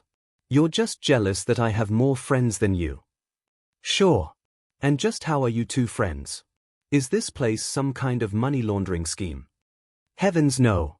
Poor Levy and her 2 brothers and 3 cousins came to Japan after facing heavy discrimination in France. Her brother is very physically disabled and her cousin is one of those homosexuals, and they came here to have a new, fresh start. Oh! All Might blushed. All for One shook his head. Truly, you heroes jump to conclusions so fast. It's utterly despicable. At that moment, Leonie came to their table, arms laden with their meal. Bon appetit. All Might looked at her as she set down the food. Mr. All here was just telling me about what brought you and your family here. I am so sorry you had to go through that. I do hope that you'll find life a little easier here. Leonie grinned. Yes, well, 𝐒 murder is murder wherever you go, and it was our fault really. But now 𝐒 police at home has stopped looking for us and it is very little police here. She turned to All for One. 𝐒 dumb police make 𝐒 murder easy, no. All for One tipped his glass of Fanta to her. That they do. Leonie continued to smile. Yes. Life is easy and fun here. And people very quiet. None of 𝐒, what is the word? Snitches, traitors, rats, weasels, informants, All for One provided. Yes, rats. If 𝐒 have rats 𝐒 feeds them 𝐒 special cheese. She put her finger to her lips and winked at All Might. All for One chuckled at this, and All Might couldn't tell if it was just some inside mob boss joke or if he'd missed something due to her accent, but he was fairly certain he didn't want to find out. Yes, well, enjoy 𝐒 food. I promise there is no rats in them. For some reason, the burgers looked slightly less appetizing after hearing all that. So, said All Might, discrimination here. I may have excluded some minor details, such as how they were being discriminated against because they killed a person. Several people, but yes, basically. At this point, All Might realized All for One was feeding Jello a triple bacon cheeseburger. Hey! Didn't Leonie say that she was giving the cat your usual order? All for One froze, realizing he'd been caught. No, of course not. This isn't a very vegan meal and I am in fact a vegan. You're not, said All Might, shock leaking into his face. You were just gaslighting me, again, but you've probably never been vegan in your whole life. Hell, I've yet to meet a single living thing you actually care about. All for One lifted the cat slightly. Okay, aside from the cat, but she doesn't count. All for One said nothing, only took a bite of the tomato slice he'd been given. And you're not going to admit it. You're honestly going to keep up this bit just to annoy me and make me question myself, aren't you? Can you blame me? You make it so easy to mess with you. All Might sighed. You're insufferable, 𝐒. 𝐒. Oh, so you agree that this is bad, right? 𝐒𝐿 continued to watch the inmates with increasing concern. Right. 𝐒𝐭𝐚𝐲 and 𝐒𝐿 both observed the prisoners, those who hadn't immediately rampaged, through thick one-way glass. All of the inmates seemed unaware that due to the cyber attack each and every one of them should have their quirks back. The operative word being should. You see, despite all the other prisoners realizing they were once again quirked almost immediately after their suppressors had been deactivated, and immediately rampaging, these particular ones seemed to have not. And you've already checked with 𝐒𝐲. It doesn't have anything to do with the suppressors. 𝐒𝐭𝐚𝐲 shook his head. His already triple-checked, all of the suppressors are still offline. The only ones functioning are the ones the heroes brought to contain the villains that tried to escape. Hey. It's weird. Lucky though, the heroes said it wasn't too hard to control the rest of the prisoners, since so few of them actually regained their powers after the system went down. Yeah, real lucky, said 𝐒𝐿, distracted. Say, aren't all these criminals the ones that were left on the steps by the mystery people? 𝐒𝐭𝐚𝐲 examined them. What do you know? I think you're right. 𝐒𝐿 thought about this for a moment before turning and leaving the room. Where are you going? Called 𝐒𝐭𝐚𝐲, confused. I gotta make a call. 𝐒𝐿, said All Might as he answered the phone. Across from him All for One watched him very attentively. Is everything okay? Is the breakout over? Here. Oh, yeah, the breakout. All fine and dandy, everything okay. But, that's not exactly what I was calling about. All Might glanced at All for One. Hey, he said into the phone, give me just a second, okay? I'm going to get somewhere quieter. He then glared at All for One. Stay, he hissed as he stood from the booth and left the Burger King knockoff.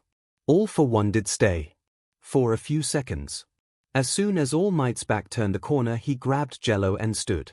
I'll have to cut this visit short, Lim 1. See you Thursday. Till then. Leonie called back. Okay, now what were you saying? Asked All Might as he got outside, his back to the building. Right, so break out, okay. Okay. Pretty typical. The accomplice of some villain we took in got cocky and disabled the locks and quirk suppressors and such, said 𝐂𝐽𝐫. No problem, we can handle that. Heroes came in and controlled the inmates that tried to escape, we called in tech and they tracked the hacker down. He's being processed as we speak. You know, it's quite rude to be on your phone while on a date. All Might cursed and spun around as he heard All for One speak directly in his ear. What are you doing? Excuse me. No, All Might spoke into the phone. Not you. Well, I just wanted to ensure that my partner was okay. You ran out so suddenly, I am not your partner. The word partner has many meanings. And none of them are applicable to me. Yagi. All Might turned his attention back to 𝐂𝐽𝐫. Continue. Is everything okay? Yeah, don't worry about it. All right. Well anyway, strange thing happened, All for One gasped. There's a boba shop here. How did I not notice that before? He grabbed All Might's arm and dragged him across the street. Hey! All Might protested. But even though their quirk suppressors are off, some of the villains still haven't regained their quirks. Said All Might as he watched All for One order. So I was trying to figure out what the connection was and well, long story short, I think All for One might be back. All Might watched as All for One began to argue with the man at the counter, insisting that his milk tea be given to him sans milk. The poor cashier was trying to explain that it would no longer be a milk tea if he was to serve it that way to no avail. You don't say, said All Might. And I know that's hard to believe, but I think we should still take precautions just in case. Of course, said All Might. I trust your judgment.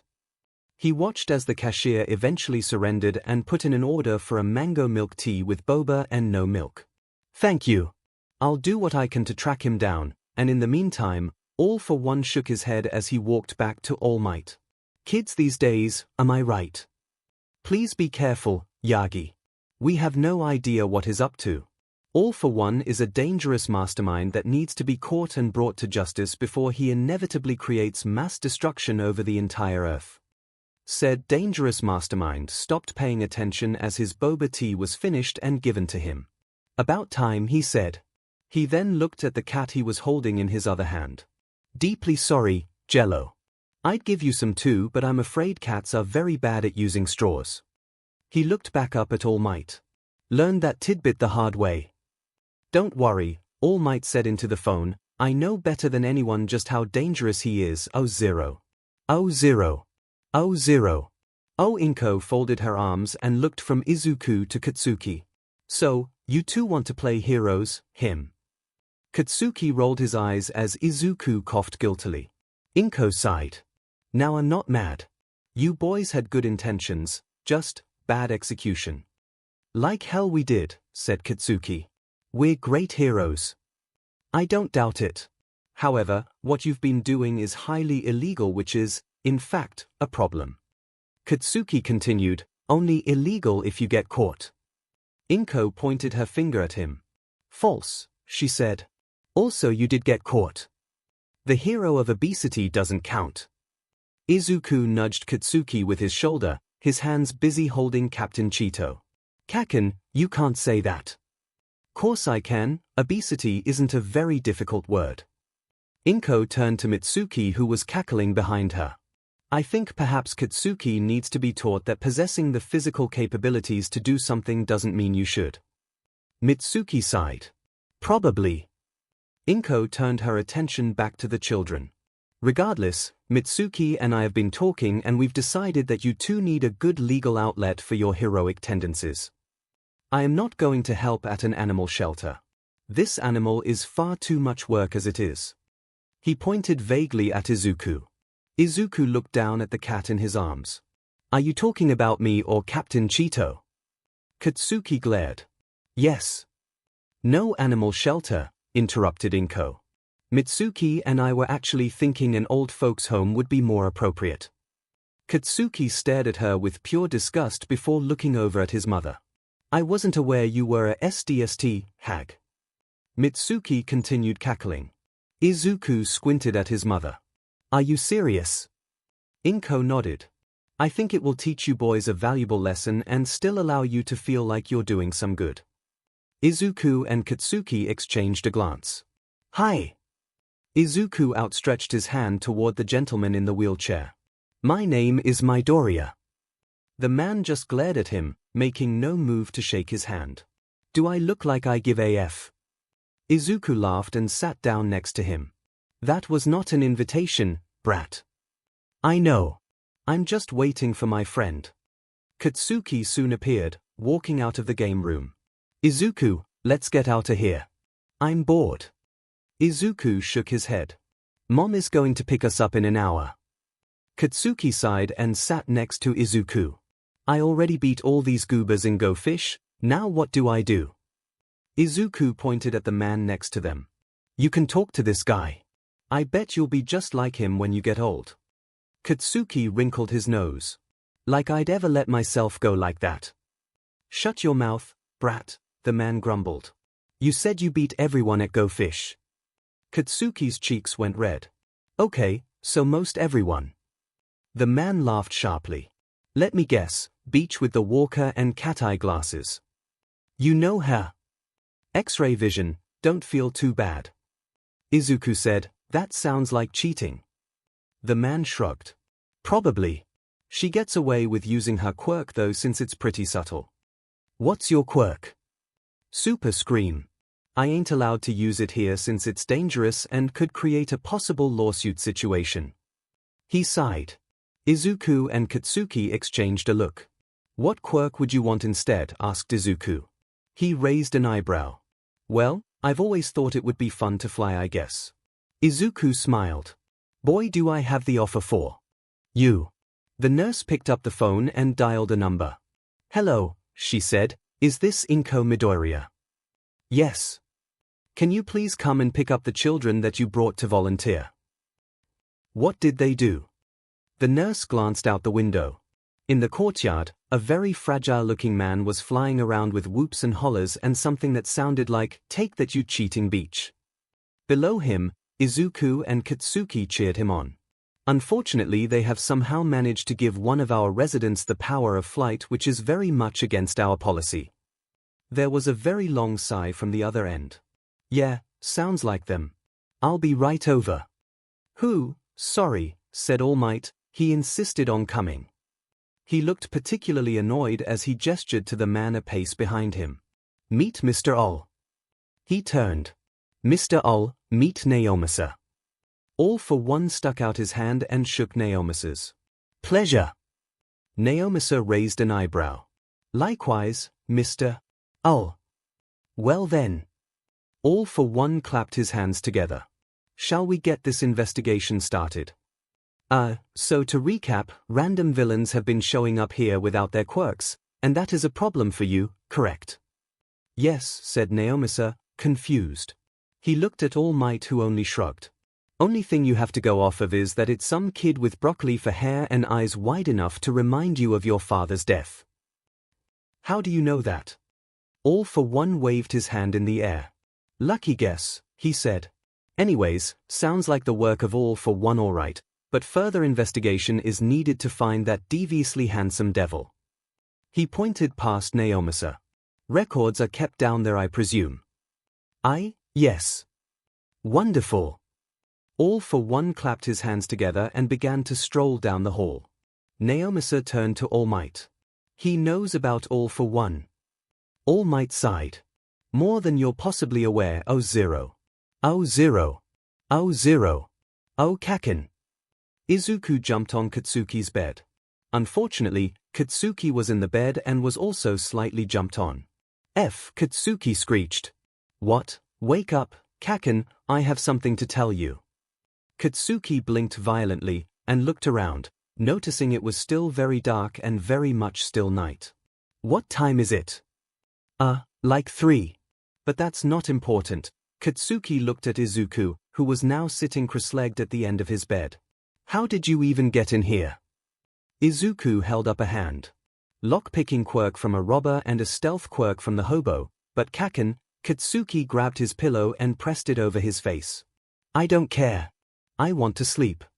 But Kaken. I had an idea, said Izuku, exasperated. Katsuki cautiously peeked out from under the pillow. Auntie said you're not allowed to do that anymore. She can't stop me. Katsuki sat up.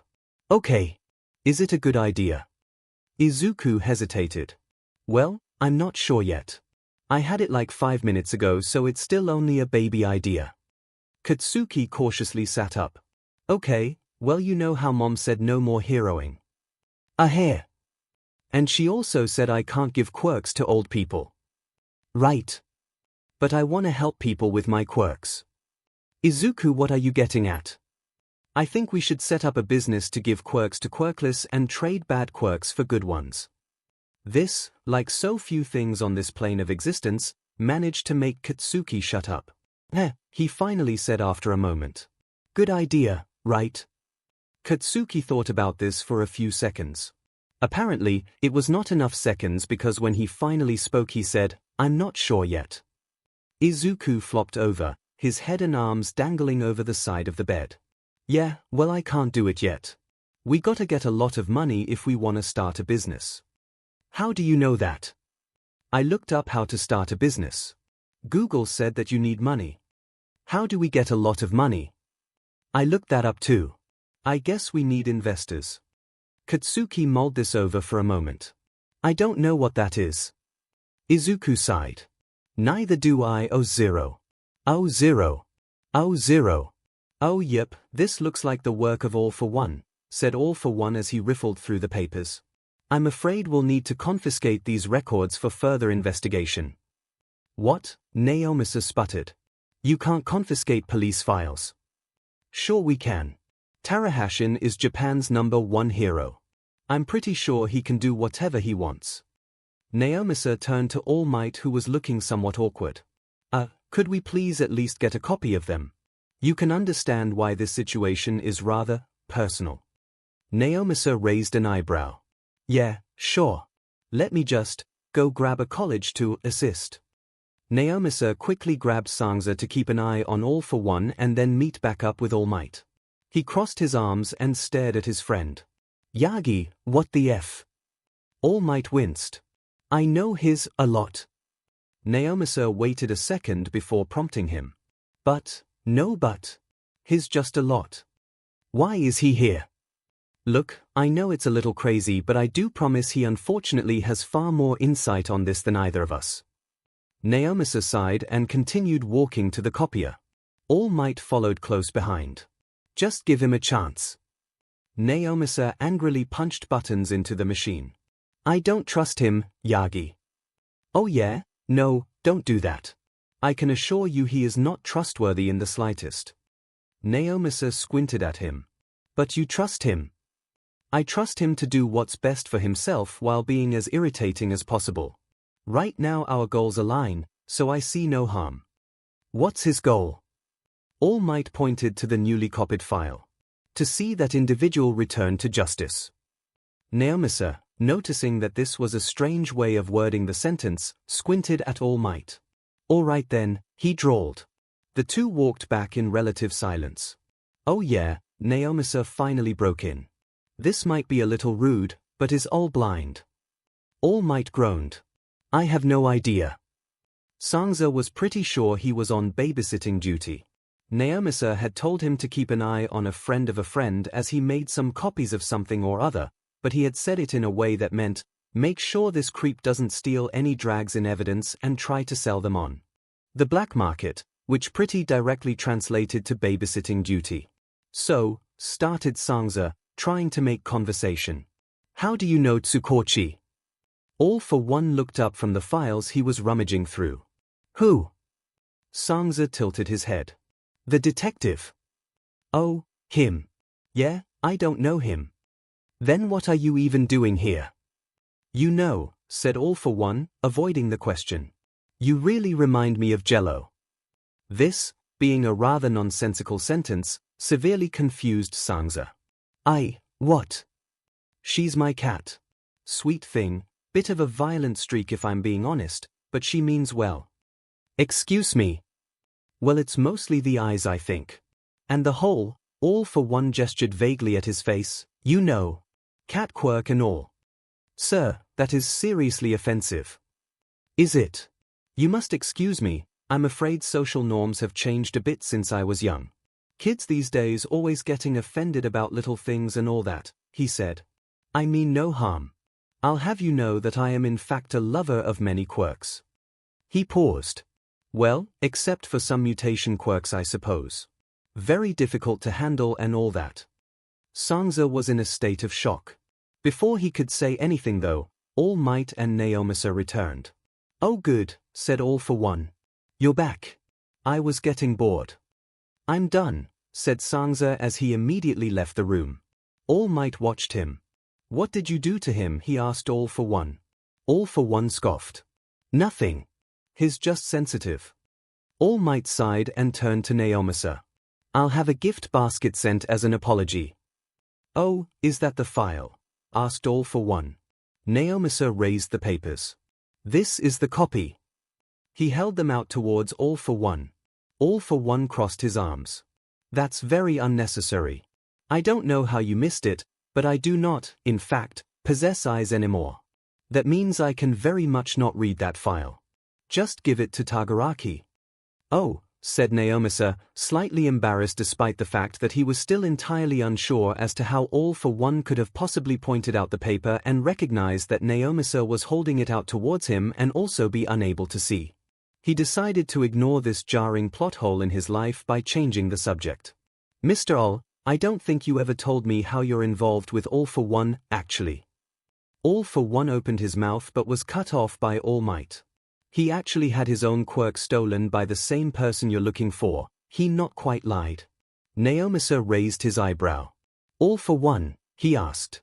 He was, of course, asking for clarification on who had stolen the quirk, but All Might, realizing he still didn't have to compromise his own moral code, decided to interpret the inquiry as if 𝐒𝐿 had been asking whose quirk had been stolen. Yes, he said. We'll be leaving now, All for One announced, and then quickly strode out the door. All Might shot 𝐒𝐿 an apologetic smile. Nice to see you, 𝐒𝐿. Right, said 𝐒𝐿, confused. I'm rubbing off on you, said All for One as they walked outside. I didn't lie, said All Might through gritted teeth. No, admitted All for One. But you almost did. That's progress. I am Japan's #1 hero. I will not stoop to your level. Oh, I can assure you that you will not be stooping to reach me, but rather climbing, drawled All for One. I hate you. So looking at all of these reports, it seems that the boy has been using the quirks you gave him to play vigilante and take down several low-level thugs. Apparently, he can fly. One of mine, said All for One. Combust himself, also one of mine. He waved his hand lazily from his position laying on the couch. Summon hats. All Might raised his eyebrow. All for One sat up suddenly, startling 𝐤𝐿 who had been seated on his chest. I forgot about that one. He can also shoot glue from his fingertips, it seems. Well, that's certainly not one of mine. No, I suppose not. It is the previous quirk of one of the burglars he brought in though, so it seems he's been using your initial quirk quite a bit. As he should. No. All Might looked up from the file. This is actually a huge problem. All for One shrugged. I don't actually see what your issue is, his acting all heroic and such. Not even a little bit of murder. He sounded slightly frustrated about this fact. This was probably because All for One was an avid supporter of murder of the human variety and was feeling slightly irked that his accidental successor did not seem to share this love. All Might sighed. It's a problem because now I have to track down a child who's going to get himself killed trying to play hero and stop him from stealing people's quirks. He glared at All for One, who had decided to play up his supposed blindness and avoid All Might's gaze. And it's your fault. Only a little bit. And on top of all that, I still have my typical symbol of peace duties. I have not slept in over 54 hours, a magazine made fun of my stubble because I haven't had a chance to shave, and my apartment smells like cat food. All Might's eye twitched. Sounds like someone needs to get laid. Do not bring my sec life into this. All for One laughed as All Might's voice reached a pitch typical of only boys who have only just entered into PBY. Relax a little, Toshinavi. I'm only joking. Everyone knows your version vibes are the only reason you're still relevant. All Might took a deep breath. You are going to go through these. He slammed the stack of reports onto All for One's lap. And I am going to go take a nap. All for One looked at the paper in disgust. Now what exactly am I supposed to do with these?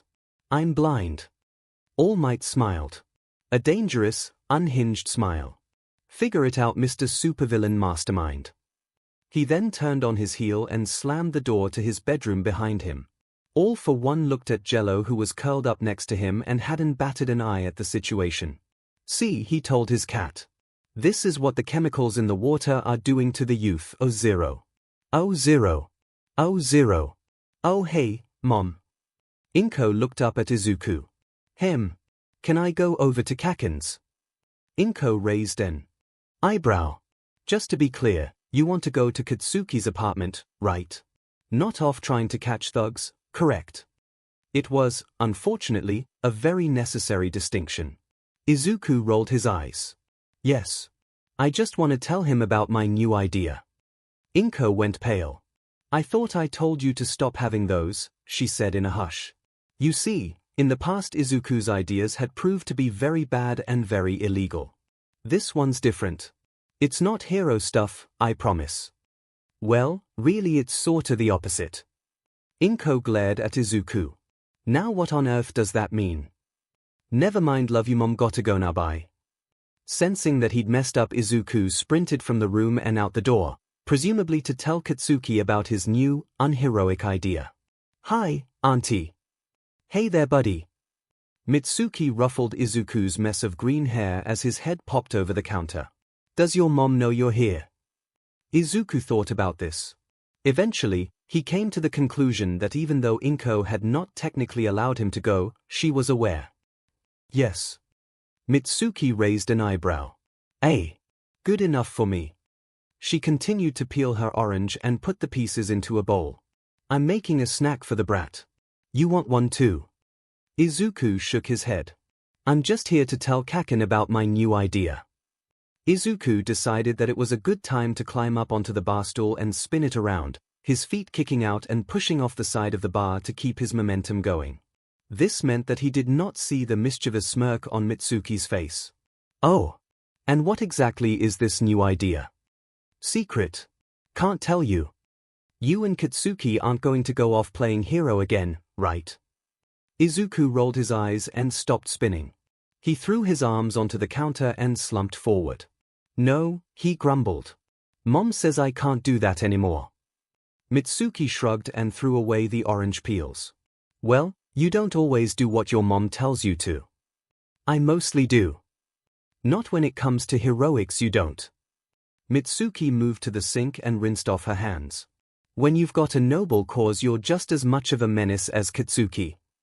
A voice yelled from across the apartment, followed by loud steps. Speak of the devil, muttered Mitsuki. Where's my snack? Katsuki marched into the room and glared at his mom. His gaze softened as he saw Izuku. Hey, Deku.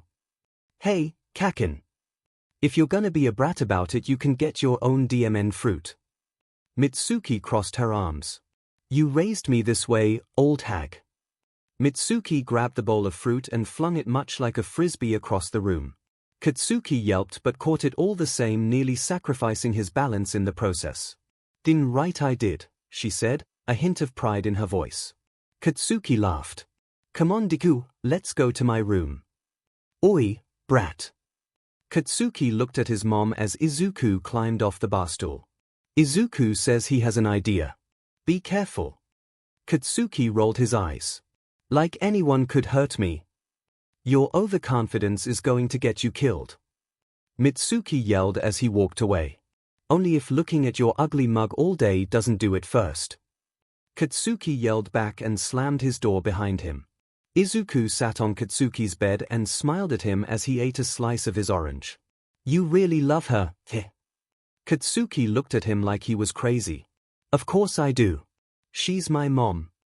That's a terrible idea. Katsuki folded his arms and glared at Izuku. No, it's not.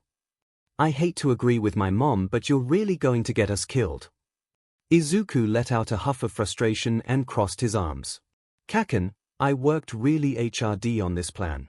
Can't you just give me a chance? No. We need the money. No, repeated Katsuki.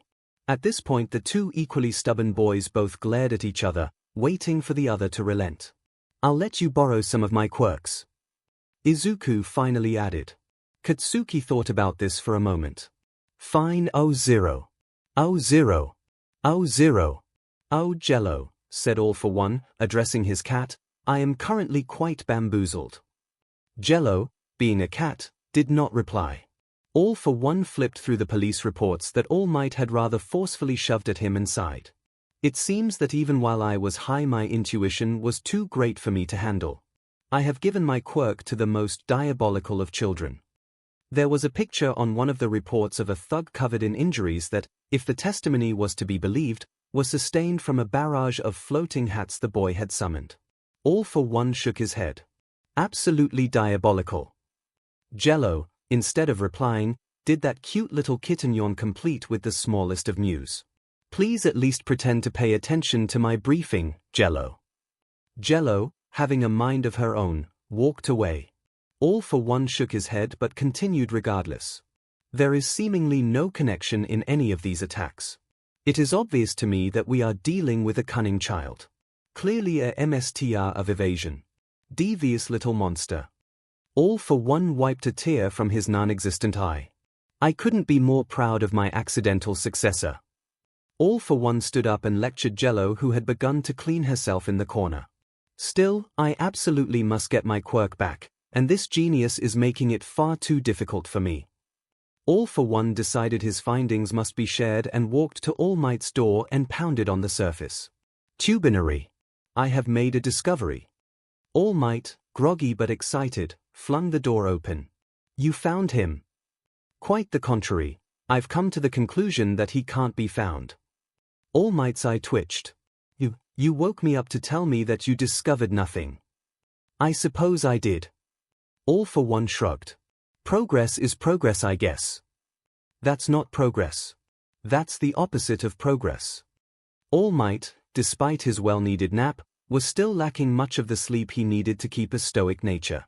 His lack of sleep was in addition to the fact that he had at this point spent more concentrated time around All for One than anyone else in All for One's artificially extended lifetime. This was a rather impressive feat that really should be applauded, as All for One was a very difficult individual to spend any time with, much like a racist grandma or a neighbor with alarming views on government reform. Regardless, I have come to the conclusion that this boy is actually a genius. He's like 5. Your point. Even if he is a genius, he's young enough that it shouldn't matter. That's where you're wrong. You see, this boy is smart enough to keep his identity a complete secret as he uses my quirks. A coincidence? All Might grumbled. I doubt it. Much more likely he's intelligent enough to recognize the subtleties of having both a civilian identity and a secret identity. All for One shook his head in awe. Truly he is an example for us all. 𝐂0. 𝐂0. 𝐂0. Oh hi, squeaked Izuku as he stood on his tippy toes to look up over the counter at the towering man behind it.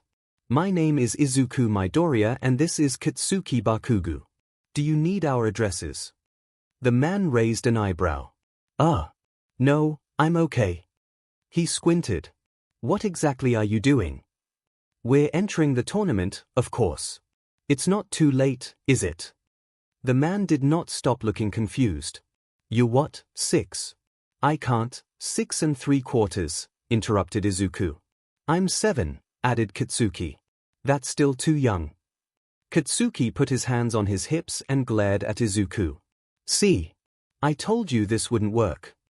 Izuku sighed and pulled out an envelope and jumped to set it on the counter. Please, he asked. The man opened the envelope. Is this cash? It's all that was in my mom's wallet. Now, while it has been shown that this man at least possessed the moralities to attempt to dissuade the children from entering in a shady fighting tournament, he was also a bouncer at said shady fighting tournament, and as such his moralities were lacking as it was. Let it not be said he was a man above bribes.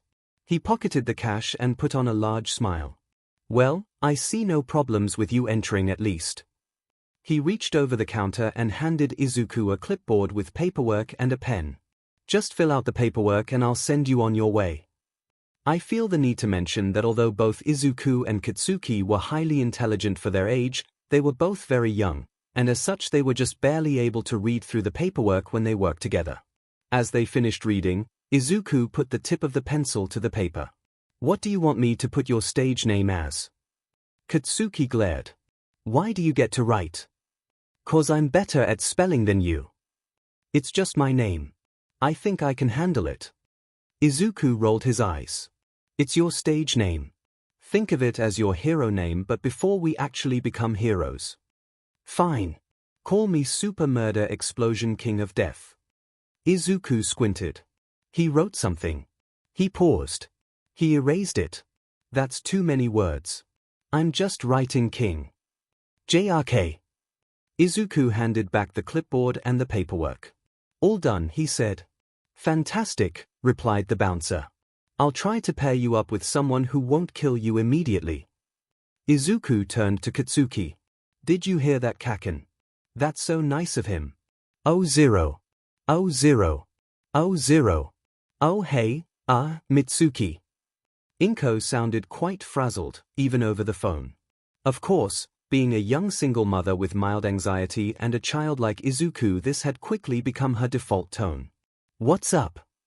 Look, I know Izuku went over to your apartment to see Katsuki, and he said he had an idea. You of all people know how dangerous that can be, but I was just in my purse and I think he took some of my cash with him. Surely he can't do much damage. Please, can you just go check on the boys for me and make sure they are safe? Actually, they snuck out the window 30 minutes ago. Mitsuki leaned back in her chair and kicked her feet up onto the coffee table. They're really bad at this whole sneaking around thing now that we're aware that they are doing it. I could hear them arguing about the best way to remove the screen from the kitchen. Mitsuki. They'll be fine. Together they've got enough quirks to level a small town. And yet they still have the emotional maturity and logic of children. Mitsuki was quiet for a second. So maybe I fed up. Inko sighed on the other line. They'll probably be fine. Mitsuki, my current theory is that they are trying to take down a drag cartel. The money is so they can act as prospective buyers. They're not that stupid. Have you met your son? Izuku's not that stupid. Oh no, he's worse. So what do we do?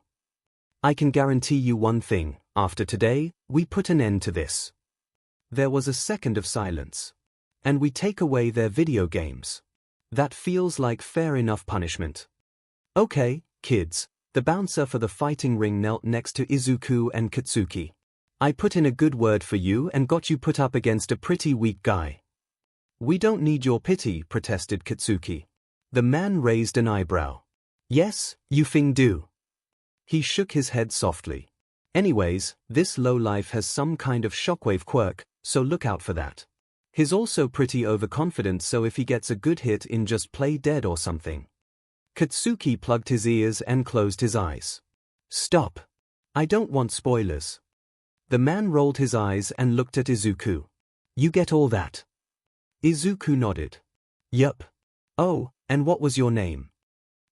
They call me Tony. That's a dumb name, said Katsuki, proving that his ears weren't really plugged. Thanks for all the help, Tony, said Izuku. I hope we'll be seeing a lot of you soon. Honestly, you'll be lucky if you can see anything at all after this. Tony stood up and brushed off his breathes. Your round starts in 10, try not to die. And for this next round we have old-timer Ripple against the never-before-seen king. Yo! Ripple yelled back as he looked at Katsuki standing at the other end of the pit. What the hell is this? That's a Fing child. Katsuki cracked his knuckles. I'll still beat your butt. Ripple crossed his arms. It goes against my moral code to beat up a child. I refuse. Katsuki punched him in the face. And it wasn't a small punch in the face either, mind you. It was one of Katsuki's trademark full force with a bit of facial disfiguring firepower punches. There was quite a bit of BLD. Katsuki cackled as Ripple stood in shock, his nose almost definitely broken. You know what? I think I will beat you up actually, said Ripple, running the back of his hand over his face, smearing the BLD. What happened to your moral code? Asked Katsuki. I got over it. Ripple crouched low and pressed the palm of his hands to the dirt floor. The packed ground began to vibrate with energy, slowly building to a CLMX. Yeah, I don't think so. Katsuki, using one of the quirks he'd borrowed from Izuku, gathered wind around himself and began to float. Ripple, understandably startled by this, took a few steps backward. I thought you had an explosion quirk. Katsuki, getting far too into the fight, began to fly after Ripple, letting off several explosions as he did. It is, he cackled. Now while Ripple might not have had the most normal of careers, being as it was that he was fully employed as an underground fighting ring brute, he did possess most normal characteristics of a person. More specifically, the very normal fight-or-flight response. Ripple, it seemed, wasn't actually all that good at fighting, so flee he did, letting out a yelp as he began to sprint around the outside edge of the pit. This useless attempt to escape did nothing to dissuade Katsuki, who continued to pursue the grown man. Many members of the audience, not used to this kind of behavior, began to mutter between themselves. Yet their confusion did not stop their money from changing hands, as more and more bets were placed.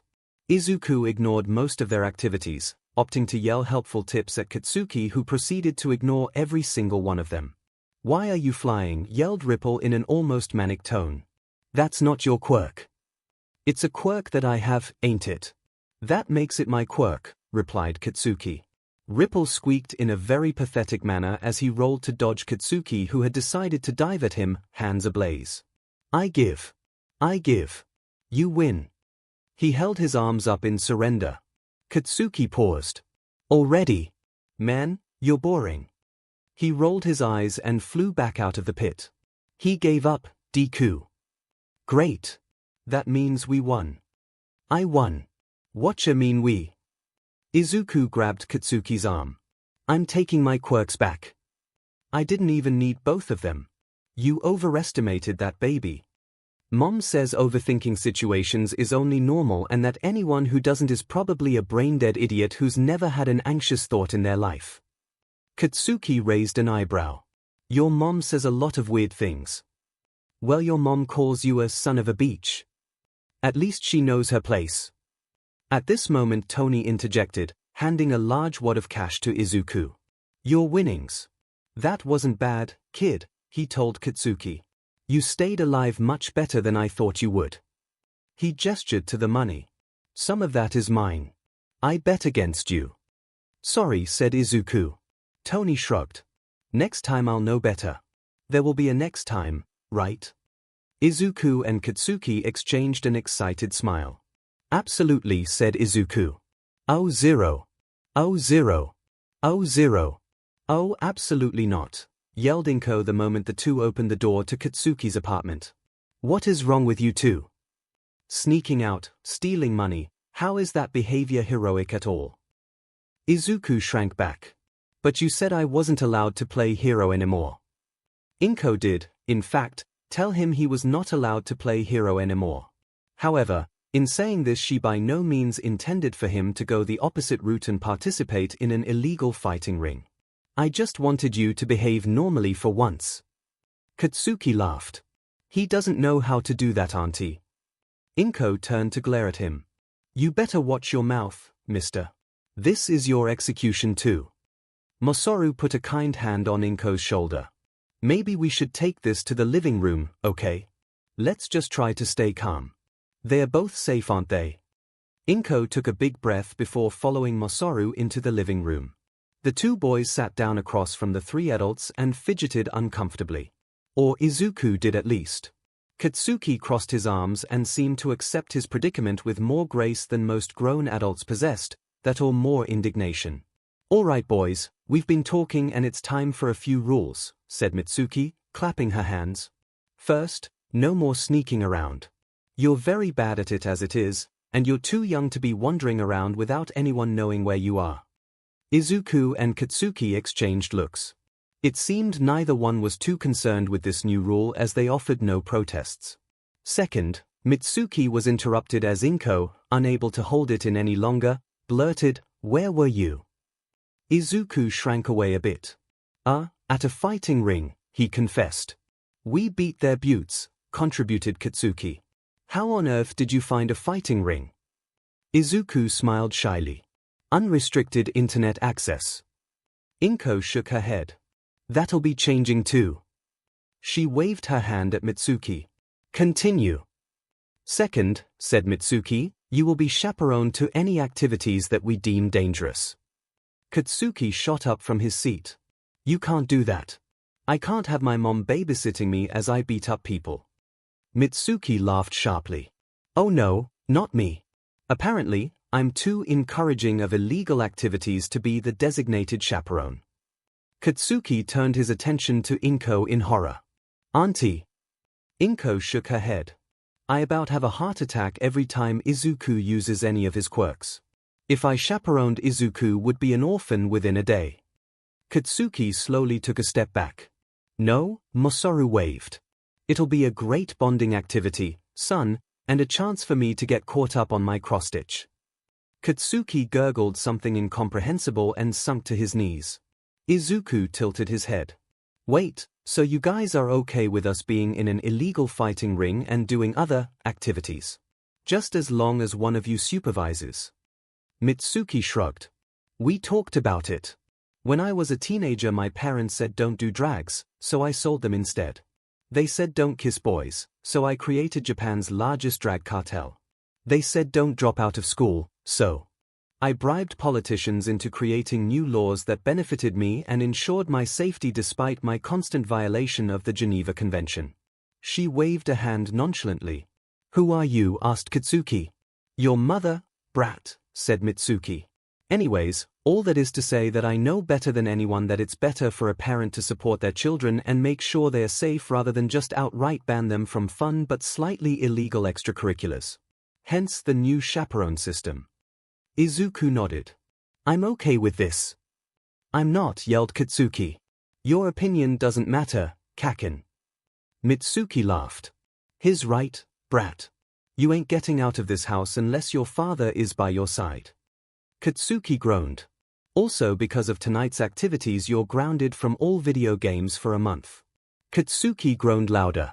"That goes for you too, mister," 𝐭𝐴 said to Izuku. Izuku pouted. "That's not fair. We won." He pulled out the wad of cash they won. "See. We made money." 𝐭𝐴 took the cash from him. "New rule.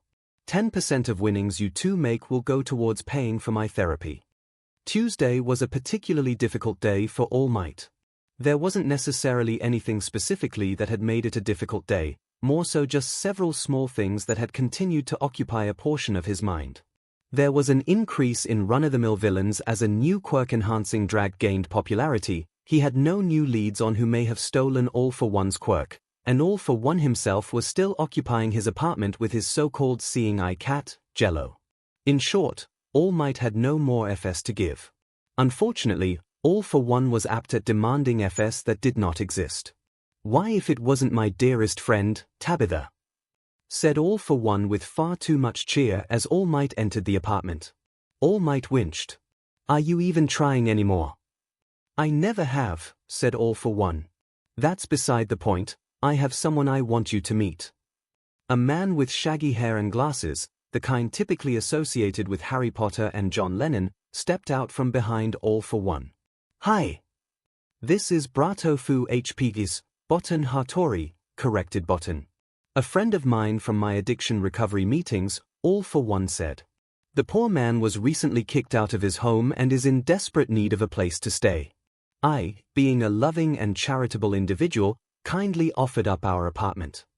All Might was quite literally too stunned to speak. I really appreciate it, man, said Bottom. All Might shook his head a little as if that would help him regain his cognitive functions. Surprisingly, it did.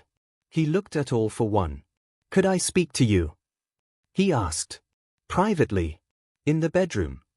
He gritted his teeth. The one bedroom this apartment has because it is fact a very small apartment.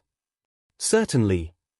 All Might realized pretty quickly he didn't even know what to say to his ex-arch-nemesis. Is something the matter? All for One asked with thick fake innocence. Oh, drop the act, All Might grumbled. What are you doing? Simply trying to help out a man who's a victim of injustice. We both know you aren't the saint you're pretending to be. What if I changed? All Might laughed. He actually laughed so much that he began to wheeze, having expelled all of the air from his lungs with such vigor that his body began to protest. Yeah, right, he said in between choking chuckles. All for One crossed his arms. Now that's just offensive. I'll have you know that I've been very good as of late. Haven't killed even one person in the last 7 months. Right, because you accidentally gave away your quirk to a child and so now murder is significantly harder. A highly intelligent child, corrected All for One. We've been through this, and I stand by my claim. Interrupted All for One. Are you even anywhere closer to finding the boy? My addiction recovery meetings take up a lot of my time. They're once a week for an hour on Wednesday. All for One put a hand to his chest. Oh, how adorable, you know my schedule. All Might rolled his eyes. In truth he only knew it because it was the only reliable time All Might could watch Sailor Moon without fear of having his nemesis walk in on him. The point is that you have plenty of time. If you aren't going to track down your quirk then you can get a job, you hobo. Maybe I should look into government support as I'm disabled. He gestured to his eyes, or rather lack thereof.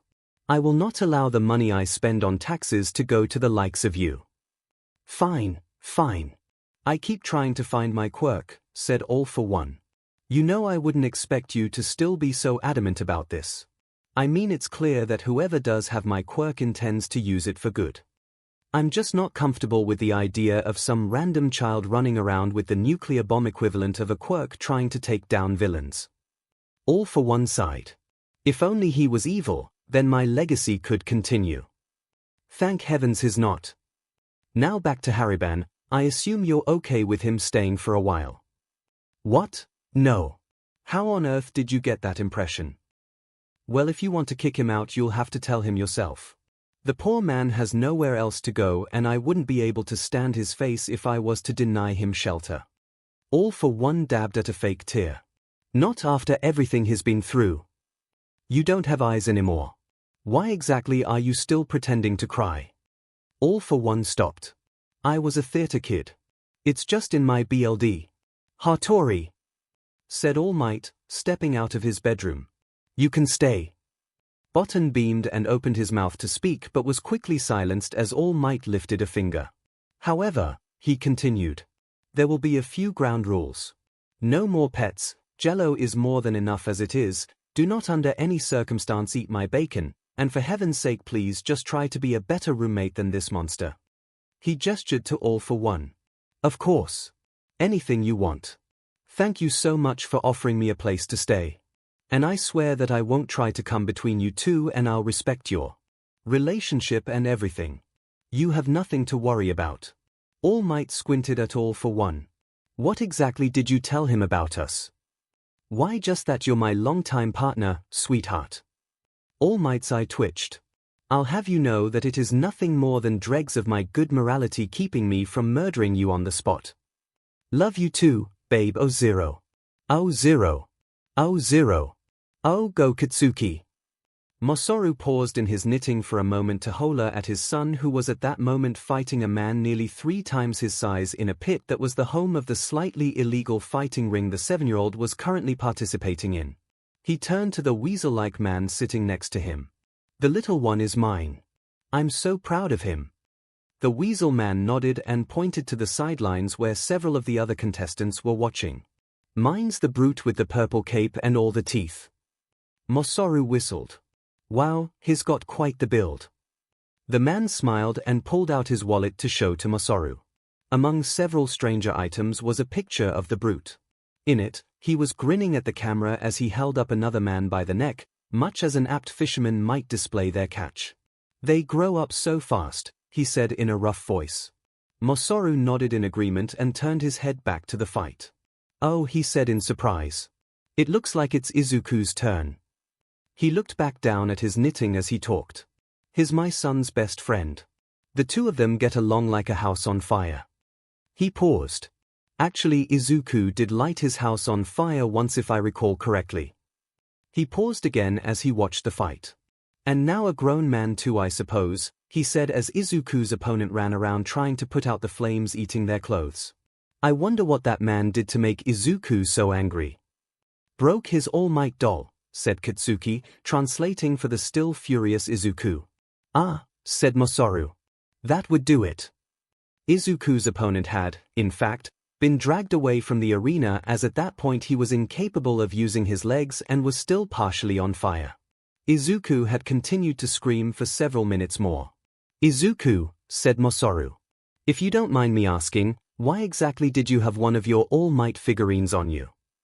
"I forgot it was in my pocket," said Izuku, tears welling in his eyes. "And so then when I was fighting it got broke." 𝐿𝐼𝐴 patted him on the shoulder. "Let that be a lesson to you, I suppose. Don't bring valuables into fighting rings." "Yeah, well, after Izuku went crazy we made a ton of money. Even after paying therapy tax to Auntie, I think we'll about have enough," said Katsuki. "You know I never did ask, what exactly do you two need all that cash for?" "We're building a website to help people," Izuku said excitedly. "Very noble." 𝐿𝐼𝐴 thought for a moment. "You know, if you don't have anyone picked out yet, I know a man that might be able to help.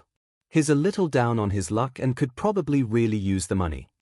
Izuku and Katsuki exchanged looks. "Okay," said Izuku. "Do it, 𝐿𝐼𝐴. 𝐿𝐼𝐴. 𝐿𝐼𝐴.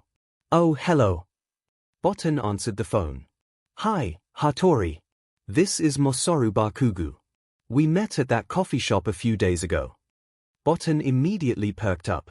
The two of them had chatted for a bit as they drank their coffee, and Botan had quickly opened up to the stranger, telling him about his current issues with his ex, his inability to find a job, and how he was about to be evicted. 𝐿𝐼𝐴 had been a fantastic listener and had told him that he'd call if he found a way to help him out. "Hey, man. What's up?" "Well, I actually thought I might have a small job for you. It's probably temporary, more of a pet project than anything, but it'll pay well." "Of course. Anything you need." "Thanks. I'll send you over the details now." "Good news, boys." 𝐿𝐼𝐴 walked into Katsuki's room, ignoring how at that particular moment his only child was floating, not an ability that he typically possessed, but one that could be easily explained by the presence of Izuku sitting on his bed. "I got your website up and running." Katsuki deactivated the borrowed quirk and put his hands on his hips. "Bullshit. You don't know F about technology." 𝐿𝐼𝐴 put his hand to his chest. "I'm not that bad. You set our TV on fire." 𝐿𝐼𝐴 shook his head. "I'm still not sure what I did wrong. The tech lady said it shouldn't have even been possible." "Okay, but our website," interrupted Izuku. "Ah, yes," continued 𝐿𝐼𝐴. "I hired someone to put it together for you both. I think it looks pretty good. It's Fing green. I thought you liked green." Katsuki continued to stare at the home screen of the website and shook his head. "Dumbass. Deku likes green. I like red." "He does. But green clashes so badly with his hair and skin tone," said 𝐿𝐼𝐴, confused. "You think I haven't told him that? He says that it's pretty." 𝐿𝐼𝐴 thought about this for a moment. "He isn't wrong, necessarily, but it's very important that your favorite color be one that goes well with your physical appearance." "Exactly. That's why I like red, it complements my eyes." Izuku finally tore his eyes away from the screen and looked at Katsuki with an expression of awe. "Kaken. We have a website." "I know. It's Fing green. I like green. Katsuki looked to his father as if to say, you see what I mean. Masaru did see what he meant and decided to take full advantage of this. I know you like green, he said to Izuku, that's why I picked that color. Katsuki glared at his dad. Oh zero. Oh zero. Oh zero. Oh all for one appeared rather suddenly in front of Botan, seemingly quite upset. Where were you? He demanded. Botan flinched and looked up from his laptop. What? You missed our addiction recovery meeting. Botan scratched the back of his neck awkwardly. Yeah, sorry about that, I got hired to make a website last minute, I was just putting together the last finishing touches. All for one glared at the screen as much as a blind man could glare. What could possibly be more important? All for one stopped. All for one pushed Botan quite literally off of his chair and took his seat so he could get closer to the screen. After nearly 30 seconds, all 30 of which were filled with the sounds of Botan's protests, All for one shook his head, hissed that thing broccoli, and yanked the charger out of the laptop. Hey, said Botan. What are you doing? All for one stood up, took the laptop with him, and ran to the door. Taking this website to my ex-arch nemesis turned roommate so we can find the child that stole my quirk when I was high. What? Repeated Botan because All for One's explanation did not, in fact, explain anything. Botan continued to be confused nearly an hour later when All for One walked back in with both the laptop and All Might. The two of them silently pulled up 2 chairs in front of him and sat down. Botan got a distinct impression that he was being interrogated, although truthfully he wasn't entirely sure why. This, All for One began, is an intervention. Look man, I swear I'll go to the next meeting. It was just one time. All Might shook his head and put out a hand to stop him. Don't listen to him, he's just being dramatic. All we want to do is ask you a few questions about your website. Botan held his hands up in protest. It's just a commission, I don't know anything about it. All Might sighed and glanced down at the laptop. Quirkless. Don't like the power you were born with. Just wanting to spice things up. We've got you covered. All Might read. Quirk trade-ins of all kinds by appointment. Special discounts offered to quirkless. Botan began, although he quickly realized he didn't actually know where he wanted to go. He wasn't sure there really was any proper response to the given situation. All Might continued. Are you an elderly individual looking to retire your quirk? Look no further. We buy junk quirks and guarantee them a good new home. Hold on, All Might ignored Botan's protest. Just book an appointment today by looking at our available times on the next page. Can't wait to see you then. As All Might finished, he finally looked up with a disapproving expression. Care to explain? Botan coughed awkwardly. Once it became clear that coughing did not in fact fix his problem, he began to speak. I really can't. Confidential information from my client and all that. Also, I don't really see how this is relevant to you. All Might sighed. It's relevant because we are investigating the child who commissioned this website. He has a very dangerous quirk, a stolen quirk, might I add, interjected All for One. All Might glared at him. Not exactly pertinent, now is it, he said. He turned his attention back to Botan. Regardless, you have information that could be very important to us. Botan squinted at All Might. Hold up. Are you saying that for some reason a blind dude with kleptomaniac tendencies and his scarecrow-looking partner is working some secret case on a kid who trades quirks? Now you see at this point Botan, like pretty much everyone else who had met All Might in his so-called skinny form, was unaware that All Might was, well, All Might. As far as he knew, Yagi Toshinari was simply a typical guy who just so happened to live with the very atypical All for One. Or as Botan knew him, Uncle Ul. All Might sighed once more. We're, working for All Might, he said. Sure. You know what? All Might stood. Let me just go get him for you. All Might then walked out of the room and into his bedroom. After approximately 30 seconds, he came back out, only this time in his All Might form. Hello there, citizen. My friend Toshinari says you have important information on the case he and I are working together. Holy 𝐿, said Botan. It's Fing All Might. Yes, I am All Might, hero of heroes, defeater of darkness, consumer of cheeseburgers, now about that child. Can I have your autograph? No, said All Might. Yes, said All for One. All Might glared at All for One. Hold on, said Botan. Where's Toshinari? All Might said, realizing he might have been a bit hasty in his plan. He was tired, so he's taking a nap in his room. Botan looked at All for One. Why do you guys just have All Might in your apartment? How did you do that? Is it like one of those rent-a-celebrity things? Could we get back on topic please, asked All Might. We're a throuple, said All for One with a straight face. What, we are not? All Might sputtered. He's not out to his parents yet, continued All for One. They think he's straight. How dare, why? Botan shook his head. No, it's cool, it's cool. I won't tell, he said. And hey, for what it's worth I think your partners. Toshinari and Uncle Ol are pretty great. It was at this point that All Might gave up. Yes, well thank you. Now perhaps we could discuss exactly who hired you to make this website. Oh yeah, I don't actually know. What? Well, it was just some random dude I met at a coffee shop, said he wanted the website for his son. Wait, interrupted All for One, this is wrong. The kid I'm talking about definitely did not have a father. It was something we bonded over.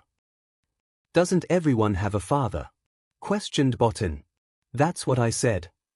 All Might shook his head. I'm sure there's some reasonable explanation. I'm not sure about that. Lack of parental figures typically have very unreasonable explanations. All Might and Botan both looked at All for One. They both decided, rather simultaneously, that he was not worth questioning. Hey, said Botan, if you really want to get in contact with the kid, you can always book an appointment. This was actually the most sane thing All Might had heard that entire conversation. Brilliant idea, he said. After a few more clicks his face fell. I take it back. There's only one appointment listed and it's booked. All for One leaned over to see him. It does give us both the time and place of the appointment. What do you say we give it a little look-see? Are you suggesting we crash someone else's appointment so we can catch this kid? Yes. All Might sighed. Fine. But let me do the talking. All for One smiled. Absolutely no promises. I thought you might say that. Izuku walked into Katsuki's apartment only to see his friend standing in the entryway with a grave expression on his face. We have a problem, he said grimly. Izuku's eyes widened. What? Katsuki, looking much like someone had taken away the firecrackers he had stored beneath his bed, shook his head. My dad got called away to work. But he's supposed to take us to the park for our appointment.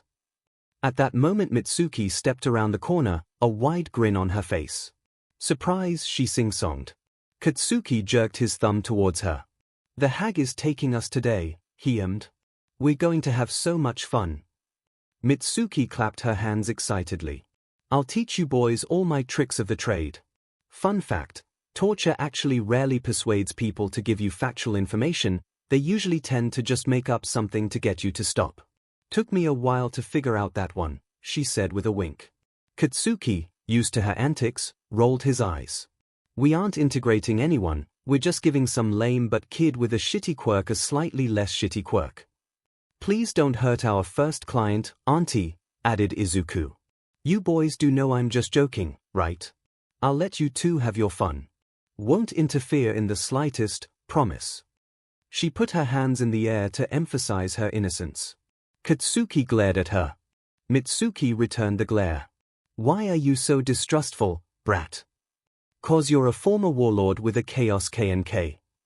Mitsuki's eyes widened as she let out an involuntary snort. That's a new one, she said. Glad to see you don't need any practice with insults, you're plenty creative as it is. Izuku tilted his head and opened his mouth, but Mitsuki quickly stopped him, anticipating the possible questions that she most certainly did not want to answer. We better get going unless you two want to be late to your first meeting, she said as she herded the two out the door.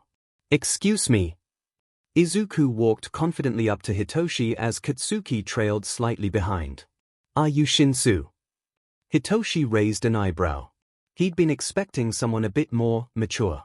Still, this did explain why the meeting place was a playground and not somewhere more professional. Yeah. Are you the quirk guy? Izuku nodded. Yup. I'm Izuku Midoriya, that's Kaken over there, Katsuki Bakugu, corrected Katsuki gruffly. Auntie is our chaperone, she's standing over by the slide, he pointed out Mitsuki who waved from several yards away. And this, said Izuku as he swung off his backpack and reached inside, it Captain Cheeto. Hitoshi stared in slight confusion at the very apathetic cat Izuku was holding. Okay. So, your appointment said that you're looking to trade quirks, right? Hitoshi nodded. Izuku pulled out a pad of paper and a crayon before continuing. If I may, what exactly is the issue with your current quirk? It's a villain quirk and I wanna be a hero. Izuku scribbled something in his notebook. It really was a scribble actually. Despite being ahead of most children his age, Izuku was only 6, and thus his fine motor skills, to put it kindly, scared. So it was that even though he could probably spell most of the words he wished to write, he didn't and just scribbled nonsense instead. I see, he said, trying his best to sound professional. And what exactly is your current quirk? Brainwashing, said Hitoshi grudgingly. Izuku dropped his crayon. Seriously, he said. That's awesome. It's really not. Okay, hold on. Why don't you want this quirk again? Because it's a villain quirk. I can't be a hero like I want to with a villain quirk, Hitoshi slowly repeated himself, growing irritated. Izuku rolled his eyes. I have a quirk that lets me turn people inside out when I touch them. That doesn't make me a villain. What the F, said Katsuki, staring at his friend as if Izuku had turned inside out himself. Since Fing when? It was one of the quirks the hobo gave me, don't worry about it. How the hell did you figure that out? Izuku, still smiling, said, don't ask questions you don't want answered, Kaken. He turned back to Hitoshi. Anyways, my point is that you can be a hero with any quirk, and yours is particularly awesome. But I won't argue with you too much cause it's a really cool quirk and I really want it. Hitoshi, a little rattled, just coughed awkwardly. So what quirk would you like to replace it? I've got tons of heroic quirks you can choose from. Oh, you could have one of Captain Cheeto's quirks too, he's just a cat so he really doesn't care what quirks he has so I can just give him new ones. Oh, what quirks does Captain Cheeto have? Asked Hitoshi. Laser eyes, flying, and he can grow and shrink whenever he wants to, listed Izuku. I could also give you a quirk that gives you dirt arms, one that summons hats, not sure what you'd do with that, but I'm sure you'd find something, or one that makes you super buff. I actually really like that one but Kaken says I look dumb with muscles. He does, confirmed Katsuki. I think I'll take that one. Okay. Just shake my hand and I'll trade the two. Hitoshi hesitated. Izuku rolled his eyes. I'm not gonna turn you inside out, I promise. Hitoshi shook Izuku's hand. He then became buff as he activated his new quirk. Whoa, he said. Hey, you look a little like a miniature All Might, said Katsuki. He then glanced to the side and his eyes widened. And that looks like not miniature All Might. Is this the right place? Asked All Might. I'd assume so as there's a child with broccoli-like hair, another child next to him, and a cat, just as the file seemed to describe, said All for One. He tilted his head. There also appears to be a buff child which was certainly not described in the report. He must be the kid that made the appointment, said All Might. Let me go talk to them, kids love All Might. All Might. Izuku spun around so fast that he nearly fell to the ground. All Might, he repeated as he spotted the hero. Hello, young boy. I am All Might. The hero. All Might, said Izuku for the third time. His voice seemed to progressively get higher every time he said it. Young boy, I was wondering if you'd allow me to ask you a few questions. Of course, said Izuku immediately. He then hesitated. Actually, I'm working right now so I'll have to charge you for a conversation. You'll have to what? I have to charge you 3,000 yen for every 10 minutes of conversation that you take away from my client. All Might sputtered. What? The first 5 minutes are a free trial though, don't worry. All Might did some quick calculations. Okay, 5 minutes should suffice. I believe I'll be able to ask all the questions I want in that time. Oh no, said Izuku, you misunderstand. The free trial has limited topics. Specifically, we can only talk about rates and payment for further conversation. All Might blinked. Who are you? Sorry, that's restricted content. All Might dug into his pocket and pulled out a handful of bills and handed them to Izuku. Happy, he grumbled. Izuku counted the bills. Excuse me for a moment. He turned back to the other two boys. What are you doing? Asked Katsuki. That's All Might. Why are you making him pay to talk to you? Auntie told me since I have a business now I need to prioritize my customers and their time unless I'm making a ton of money. I asked her how much money is a ton of money and she said at least 3,000 yen every 10 minutes, so that's what I'm charging for my time since I'm not prioritizing my customer right now. He looked at Hitoshi. Sorry, Shinsu. How do I make the muscles go away, Midoriya? Asked Hitoshi, slightly desperately. Later. Your time was bought. Kaken, help me talk to All Might. Midoriya returned to All Might, money safely hidden away. Okay, what did you want to talk about? Okay, first, who are you? Midoriya shook his head. Uncle told me not to tell anyone that after he found out I gave my full name to Tony from the fighting ring. He says if people know my full name they can send Jehovah's Witnesses and Mormons after me. What? Masaru had in fact told Izuku and Katsuki this, but he had only done so because he knew the two of them were going through a phase where they were both terrified of strange men in suits, so he knew it would act as an effective deterrent. It seemed to have done its job, so despite the strange way of going about it, Masaru had, in fact, protected the two boys and somewhat taught stranger danger at the same time. Next question, hedged Izuku. Do you or do you not have a quirk that allows you to give and take the quirks of others? I do. All Might's heart began to beat a little faster as he realized that he was finally getting somewhere. And where exactly did you get this quirk? A faceless hobo gave it to me. It took every ounce of self-restraint that All Might had gained in his time as a hero to keep from snorting at Izuku's apt description of All for One.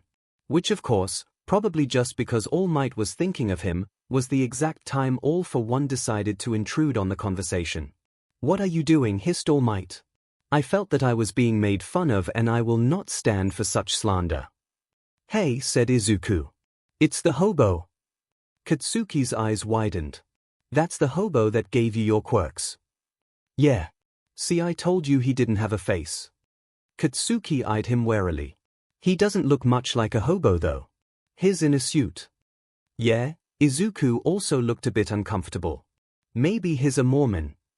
Katsuki took a step back. But you didn't even tell All Might your name. All for One looked rather offended at the boys being afraid of him. Normally he would be quite pleased to have two young children terrified of his presence, but in this particular instance he was uncomfortable that their fear stemmed from a misconception. How dare you insinuate that I worship any god but myself? So you're not a Mormon? Asked Izuku warily. Heavens no. Pun not intended. I tend to stay away from most modern organized religions as I'm a devout follower of the Babylonian faith. All Might glared at him. No, you aren't. Why would you even lie about that? I cannot believe you are, once again, questioning my beliefs, said All for One. I've always admired the Babylonians' tendency to incorporate human sacrifice into their worship.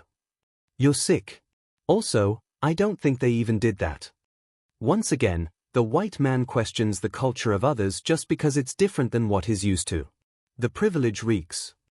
You're a white man too. At this point, All Might turned back to Izuku and Katsuki. Ignore him, he's insane. Self-diagnosed though, and who knows how trustworthy that is. Focus.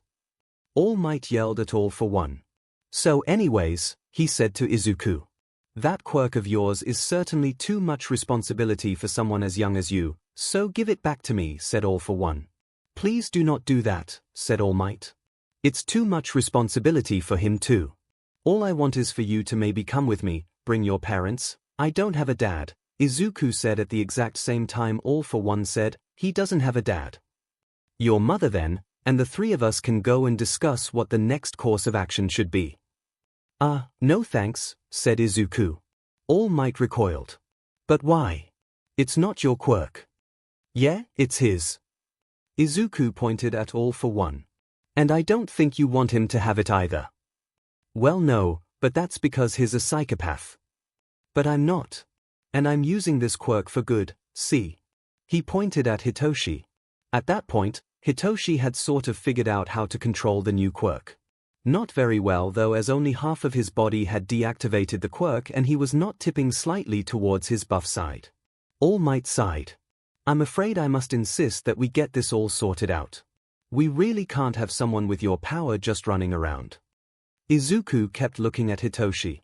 Hey, Shinsu, he called. How exactly do I activate your quirk? They just have to respond to your question, said Hitoshi as he tried to right himself. Did you hear that, All Might? Asked Izuku. What? Said All Might before going stiff. Okay, so you're under my brainwashing quirk right now because you won't leave me alone. Deku, said Katsuki. You can't just brainwash the number one hero. Just did. All for One poked All Might's cheek, testing the quirk. That's hilarious, kid. Almost makes up for you stealing all my quirks. You should make him slap himself. No. Well, what are you gonna do? Asked Katsuki. All Might. I want you to go pick up the hobo and go home, okay? All Might immediately scooped up All for One bridal style. That's mighty forward of you, All Might. Haven't even kissed me yet and you're already taking me home. All for One looked at Izuku. Can he hear me? I don't want to waste all my material if he's not even conscious. Izuku didn't have a chance to answer before All Might turned around and lumbered away. As they left, they passed Mitsuki, still watching from the slides. Hey, said All for One as they passed. I know you. He pointed. You're the lady with all the drags, right? Mitsuki's eyes widened, but she said nothing as All Might and his not actually bride left. She walked quickly back to Izuku and Katsuki. Hey, let's wrap it up quickly, okay? I just got recognized from my not totally lawful days. Wait, said Hitoshi. Did you just use my quirk to brainwash All Might? Yeah, it was awesome, right? A little actually. I didn't realize it was powerful enough to take down the number one hero. Mitsuki smiled. Oh, I know that face. Don't worry. Being a villain is a perfectly acceptable career path. The world takes all sorts of people, you know. If you want, I can give you a few tips to get you started. No, I still want to be a hero, said Hitoshi. I just didn't think I could with my quirk. Of course, you could, said Izuku. I just stopped All Might with it. Imagine what you could do to villains with it. Hitoshi thought about this for a bit. Could I maybe trade quirks back? He asked sheepishly. 3 hours later, their website got its first review. 5/5 stars made me realize that my quirk wasn't my problem, but rather a lack of self-confidence. I'm going to become a hero with my original quirk. Also brainwashed All Might and sent him home when our appointment was interrupted. A+ customer service. The brainwashing quirk wore off as soon as All Might crossed the threshold of his apartment. With it went any longing to continue to have All for One in his arms, and so All Might dropped All for One pretty immediately. All for One yelped and made a show of rubbing his lower back as he climbed to his feet. What a brute, he muttered. Whatever would your fans think of you if they saw you drop a disabled elderly man? 1. I don't really believe that you're disabled. 2. You're not elderly. Why, I'm over 220 years old. Or something like that. I tend to lose track. You look 40. Thank you for noticing. It's my skincare routine. It was at this moment that the two enemies-turned roommates heard a small cough coming from their third, often overlooked roommate. Don't mind me, said Botan. All for One, who had several centuries of being an attention-whore under his belt, proceeded to not mind Botan. All Might, however, did mind, and forcefully dragged All for One into his room to continue their conversation. My goodness, said All for One. First you carry me home and now you want me straight in the bedroom. How forward of you. All Might glared back at him. I could hear you when I was brainwashed, he said. No need to recycle your content. Blast, said All for One as he closed the door behind himself. It is so exhausting being original all the time. All Might crossed his arms. We need to talk about how that meeting went. No need to apologize, I was already aware of how you're a colossal failure. All Might sighed. Specifically, we need to talk about how we've lost the only lead we had and are now back to square one. In a supreme twist of events, All for One began to look rather sheepish. About that, what did you do? All for One held his hands up. Nothing. I just happened to recognize their chaperone as we were leaving, that's all. All Might brightened. Who was it? I doubt you've noticed, as I'm very good at hiding it, but I'm not actually the best at remembering names. All Might laughed sharply. Oh, I noticed. Rude. So you recognize their chaperone, you just don't know who they are. All for One shrugged. I mean, I know who she is. She was the one teenager that was running a drag cartel about a decade ago. It's just that information isn't helpful since she's long retired and I don't know her name or where she lives. And you have no idea how to find out? Asked All Might. I thought you were some kind of supervillain mastermind. Don't you keep records of these types of things? Oh no, I leave all of that to my doctor. Your doctor? Not as in the health professional. Well, actually exactly as in the health professional, but only as a hobby. He does many other things on the side. Okay, so why don't you ask him about the lady? All for One groaned and sat on the edge of All Might's bed, making himself at home. I suppose I could do that, but I'd really rather avoid him. He's the sort of villain that got in the business to get revenge on past bullies and right societal wrongs and all that. Really quite messy when unjustified chaos and reckless destruction tends to be more my speed. Okay, but this is the only lead we have.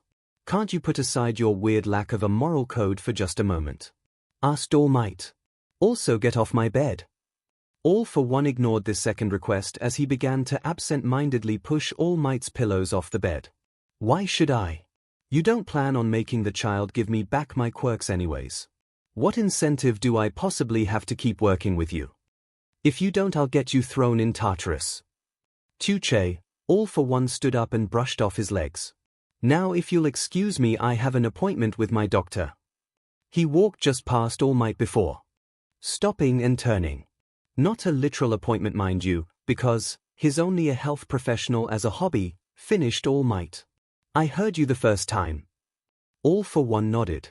Glad we're on the same page. 𝐒𝐿. 𝐒𝐿. 𝐒𝐿. Mitsuki ushered the two children into 𝐒𝐿𝐼nko's apartment as she yelled out for her friend. 𝐒𝐿𝐼nko. Yo 𝐒𝐿𝐼nko, where are you? 𝐒𝐿𝐼nko, being the anxiety-prone mother that she was, came running around the corner. What? What is it? Izuku's not dead, is he? What? No, of course not. Why would you even think that? Mitsuki shook her head. The boys are fine, I just wanted to fill you in about their latest meeting. I made All Might pay to talk to me, chirped Izuku. He did do that. Probably a little my fault. Unclear advice and all. 𝐒𝐿𝐼nko squinted in confusion, but Mitsuki just waved her away. Doesn't matter. Just let me start at the beginning. She looked down at Izuku and Katsuki. How about you boys go play in Izuku's room while we adults talk? She called out as the two ran off. And no sneaking off to bring justice to villains. The two mothers sat down with a cup of tea each to prepare for Mitsuki's recount. So, started Mitsuki. Good news is that Izuku has a natural knack for business. The bad news is he did in fact charge All Might to have a conversation with him. Back up. Why was All Might there? I thought he was meeting another kid his age. He did. All Might just also happened to show up there as well. Apparently, he's been looking for the quirks that the hobo gave Izuku. 𝐒𝐿𝐼nko's face twisted into her very distinct fretting face. Is Izuku involved in something illegal? Mitsuki shrugged. Probably. But don't worry, I know all about being involved in illegal stuff, and besides, they're just kids, they won't get in too much trouble. That's what I told myself before they entered themselves in an illegal fighting ring, muttered 𝐒𝐿𝐼nko. Mitsuki winced. Forgot about that. Man, they really are disasters, aren't they? Okay. 𝐒𝐿𝐼nko shook her head. So All Might found out where they were, probably through their website, and met them at the park during their appointment.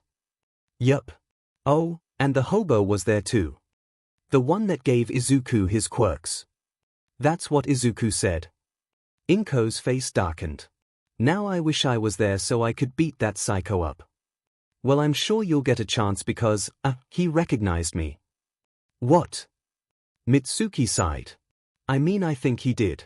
He saw me as he was leaving and called me the drag lady, so I think he knows who I am.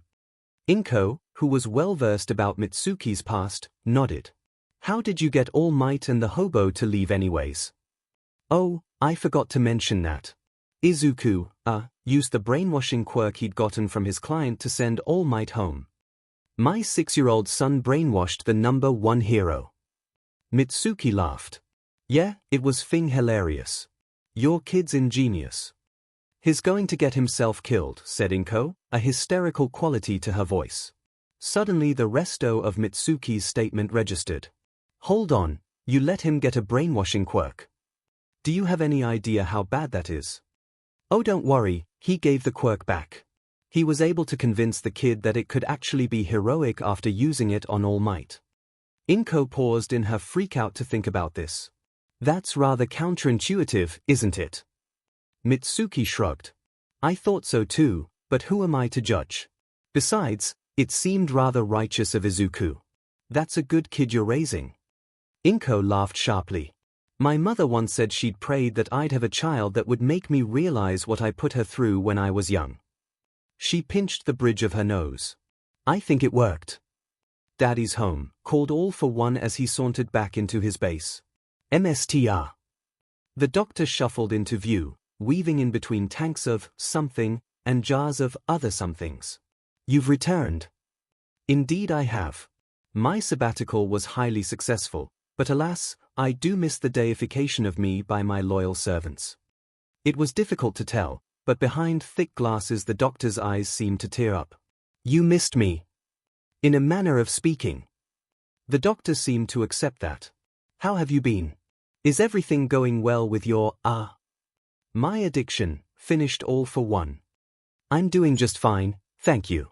I seem to have my kleptomania under control, haven't stolen a single quirk since I began attending my addiction recovery classes. I'm happy to hear that, sir. You should be. It's been very difficult for me to not steal quirks. The temptation is incredibly strong. I'm sure it is, said the doctor. It's been very lonely without you. Where have you been staying? I'm staying in my boyfriend's apartment with him and one of the members of my addiction recovery classes.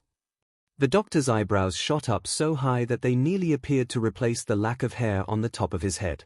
All for One then came to the conclusion that the doctor really did look better bald. Your, boyfriend. What, you're not homophobic, are you, crudo? It's Kyudai, sir, and no. Just a villain, not a monster. Very good. All for One crossed the room, eyeing the tanks cautiously. Who exactly, if you don't mind me asking, is your boyfriend? All Might, said All for One nonchalantly. He knocked on the glass of a tank and a few bubbles floated to the surface. What is this thing? The doctor seemed to be dying. At least that was one conclusion considering the way he was sputtering and flailing about like a skunk trapped in jello. All Might.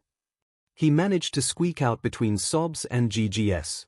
Just what is in here? Asked All for One, head tilted as he seemed to peer into the tank. You may assume that his confusion came from the fact that All for One did not possess eyes by which to see in the tank, but you'd be wrong. You see, the tank was full of a murky, supervillainy liquid that was rather difficult to see through, regardless of whether an individual possessed no eyes or many. Why All Might? Asked the doctor, once more ignoring All for One. I've always been a gold digger, said All for One. Surely you know that. And heroes do tend to have fat paychecks. Does he know who you are? Are you implying that I'd lie to my significant other, said All for One with an accusatory tone. Because I definitely would, and do, but no, he knows who I am. The doctor's eyes widened. Are you lying to me? Certainly not. But if I were, you'd have to admit it's a pretty spectacular lie. You can't be in a relationship with your nemesis. Sure I can. I just did it. No. I mean, sir, I simply cannot condone this behavior. Who are you to keep me from my God-given right to an enemies to lover's arc? The doctor shook his head and made a pathetic gurgling sound. How could this have happened? Well, you see, young Kamono, when a mommy and daddy love each other very much, the doctor flailed wildly. No. No. That's not what I meant. All for One nodded. Well, in that case, I don't suppose you'd mind telling me exactly what's going on with all these tanks. A few tears fell from the doctor's face, but he nodded. These are my nomus, he said. What the hell is a nomu? The doctor squinted. The project I've been working on for the last 3 decades. Oh, said All for One. And what's that? Supernatural creatures created from copies of your quirks and kidnapped children. All for One chose to focus on the part of this that was most important to him. You have copies of my quirks? Yes. How did you get those? You gave them to me. I think I'd remember doing a thing like that. I would think you would too, said the doctor. But I promise it happened. I have all of them, the flying ones, the regeneration ones, the muscle one, All for One, the one that summons hats. That would have been nice to know a few months ago, grumbled All for One. What? Nothing, said All for One. Anyways, what are these nomus for? Well, they were to destroy All Might. Now you can't do that, he's my boyfriend. I don't want you to destroy my boyfriend. But he's your nemesis. Nope. Now he's my lover, said All for One. I order you to get rid of these things. Sir, this is my life's work. All for One shrugged. Oh well. But, now for what I really came for. If you don't mind telling me where you store the information for all our old contacts, I'll be out of your hair. I've got a drag lady to find. The doctor, accepting his fate, gestured sadly to a filing cabinet. Excellent. All for One began to ruffle through the files. Oh, and calzone. Don't worry too much about your life's work. I'm sure you'll find another. Perhaps you'll take up embroidery. Toblerone, called All for One as he nearly broke down All Might's bedroom door. SHT. All for One straightened suddenly and nearly hit his head on the doorframe of his closet. Oh, you scared me. All for One paused in his maniacal laughter to tilt his head. Oh, he repeated. All Might just shrugged. All for One is a bit of a mouthful and I don't know your real name, so I might as well call you All like everyone else. All for One paused, slightly caught off guard. Well, if you insist, he said. Anyways, I paid my doctor a visit. Oh. I found our drag lady, so we've got a lead now. About time, said All Might. That last one was a disaster. But you see, I found it rather enjoyable, watching you get brainwashed by a child. All Might raised an eyebrow and crossed his arms. Might I remind you it was the same child that stole your quirks? I was drugged. I have an excuse. Not even a little. You should be kinder to me. I'll have you know I saved your life tonight. How did you do that? I told my doctor to stop making his All Might destroying orphan monsters. All Might blinked. Why was he making All Might destroying orphan monsters to begin with? All for One shrugged. Something about it being his life's work. And he just stopped. Well, he wasn't happy about it, but yes. Did you ever think maybe he'll keep making All Might destroying orphan monsters in secret? Oh. All Might just slowly shook his head. I did my best, okay? When Mitsuki heard a knock on the door, she had no assumptions about who it might be. That said, when she opened the door to reveal All Might, #1 hero and the primary star of the household Saturday morning cartoons, she realized that even her complete lack of expectations had been entirely incorrect. She said. She then stopped talking, figuring the flat exclamation was an explanation aplenty. Hello, said All Might. Repeated Mitsuki. All Might coughed. Mitsuki's jaw managed to drop another inch. She said. May I come in? Asked All Might. Mitsuki pointed to the wall next to the outside of the door. Sorry, she said, finally finding her voice. No solicitors. All Might looked at the wall she gestured to. There was no sign. Mitsuki shut the door in his face. Mitsuki began to speed walk across the apartment, nearly tripping over Katsuki's action figure as she did. "Masaru," she whisper yelled, trying to not let the hulking hero outside hear her. "Masaru," she repeated. Her husband stuck his head outside of the bathroom, head still in his shower cap, clutching his towel at his chest. What's the matter?" he asked, anxiously. He knew that tone, and it never meant anything good. "All Might is at the door." Said Masaru. Mitsuki rolled her eyes.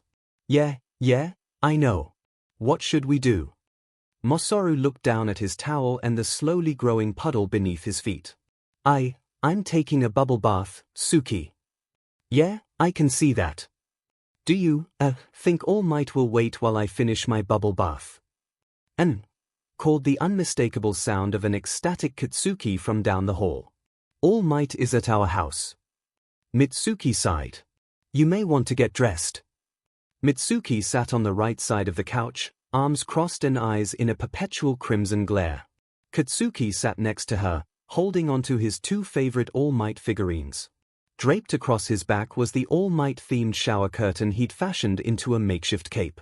He had also quickly donned his All Might Christmas sweater that featured All Might's head with an oversized Santa hat as well as working lights that blinked out the letters "I am here" in red and green. In Katsuki's haste to put on the sweater, however, he'd accidentally put it on backwards, so it just looked like he was wearing a normal Christmas sweater. Which was odd, considering it was July. On the left side of the couch, Masaru sat in nothing but his bathrobe, his glasses still foggy from the steam of his bath. Across from the family, All Might sat snugly in an old office chair Mitsuki had made Katsuki drag in while she'd glared at the hero. It was a regular-sized office chair, which is to say about 3 sizes too small for All Might's hulking frame, not that he was about to complain when Mitsuki was shooting daggers at him. One of the wheels squeaked at the effort of holding the weight of the number 1 hero. All Might looked at his strange audience and felt a bead of sweat slip down his neck. He hadn't been this nervous since he'd been captured by and then interrogated by the band of Kroogs nearly 27 years prior. All Might cleared his throat. "Well, he started. I'll have you know," snarled Mitsuki, unexpectedly, "that there are statutes of limitations in place that prevent you from seeking to prosecute me." What?" asked All Might, truly and utterly thrown off. "I have no intention to, prosecute you." Mitsuki's expression softened. "Oh, never mind," she said. "I thought you were here for something else." All Might took a second more to compose himself from the stumble. "Right, well, what I've come here for is to inquire if you, or any other member of your family, is familiar with," he hesitated, knowing how odd the sentence he was about to conclude really was. "A young boy with green hair, possibly resembling a broccoli, possessing far too many quirks than should be humanly possible, perhaps a minor vigilante and/or quirk salesman, and, although I cannot be certain about this one, owns a cat that has laser eyes, the ability to grow and shrink at will, and can fly." The Bakugo family was quiet for a moment. "I also have reason to believe he's fatherless." Katsuki's eyes widened as if he had only now gotten who All Might was referencing. "Oh," he said. "He's talking about..." Mitsuki slapped her hand over Katsuki's mouth. "No idea," she said. Katsuki pulled her hand away. "But..." Masaru set his hand on Katsuki's shoulder. Now, Katsuki. We don't rat out our friends to the authorities." Katsuki looked appalled. "But it's All Might," he said, gesturing wildly to the hero. "And I'm sure Mr. All Might is a very nice person, but I'm afraid he's an authority nevertheless. If we just give out information willy-nilly to every hero who comes sniffing about, why, we'd quickly fall into communism. Can't have that happening." Masaru looked up at All Might. "No offense." All Might rested his hand on the bridge of his nose and closed his eyes, something that was quickly becoming a habit for him. "Look, I don't intend to harm the boy in any way, or take him into custody, or bring communism to Japan. I just want to talk to his parents, make sure we're all on the same page." "Izuku doesn't got a dad," blurted Katsuki. Masaru shook his head. "Oh bother. What did I just say, Katsuki?" Katsuki's eyes widened as he realized his mistake. "Whoops." He looked at All Might. "Don't make Izuku communist, All Might." "I don't plan on it," Hold up, said Mitsuki. You said the kid you were after was fatherless, how come you asked to see his parents? Well, the information I have is rather unreliable. In that a supervillain with a propensity for pranks informed me of these traits he only observed while incredibly high, thought All Might. He was not stupid enough to voice that part aloud, however. Say we do know a kid fitting that description, said Mitsuki. What exactly do you plan to discuss with his parents? Nothing unreasonable, I swear. I imagine that raising a 7-year-old with just one quirk is a difficult venture, demonstrate, said Mitsuki, smacking Katsuki on the backside of the head. Oh!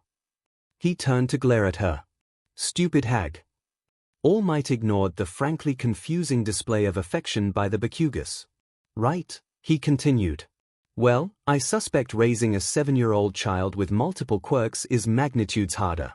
All I want is to have a civil conversation with the boy's mother, maybe help the poor woman come up with a few solutions. That, and, to be entirely honest, the idea of a child that powerful running around beating up thugs is somewhat concerning to me as a hero. Mitsuki slapped Katsuki's head again. Brat. I told you to stop taking down street gangsters. I did. Katsuki yelled, grabbing his skull. Yes, that event was a while ago, they haven't continued recently as far as I'm aware, said All Might, trying to defuse the situation. So if I'm understanding you correctly, you want to help Izuku's mother, right? That's correct. You plan to provide her resources to manage the kid. Essentially. You gonna pay for her therapy? If that's what's required. Mitsuki stared the hero down for a second longer. Fine, she conceded eventually. She pulled out her phone and punched in 𝐒𝐭𝐲's number. She put it up to her ear and waited a second. 𝐒𝐭𝐲. Yeah, hear me out, I got a fantastic plan to scam a hero into paying your bills. Meet me at my place. Oh, and bring Izuku. On the couch, now sat Masaru on the left side in fresh clothes, finally having changed out of the bathrobe in the time it took for 𝐒𝐭𝐲 and Izuku to arrive. Mitsuki sat in the middle, next to him, not glaring quite as much, as she instead considered the best way to scam All Might. 𝐒𝐭𝐲 sat on the right, wringing her hands anxiously. Katsuki, who had recently been booted from the couch to his current position on the floor, was now grappling with Izuku.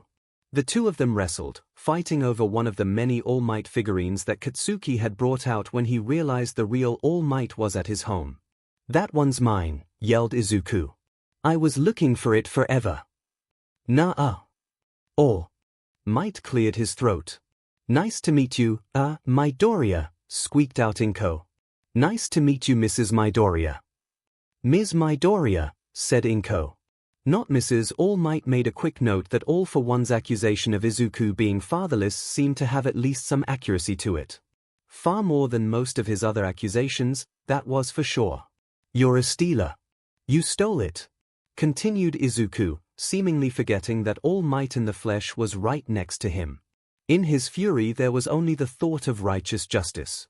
I found it. Finders keepers. No, you didn't. It was in my room. Yeah, said Katsuki with the same cadence of duh. He flipped Izuku over his head and pinned him onto his back. That's where I found it. That's not fair.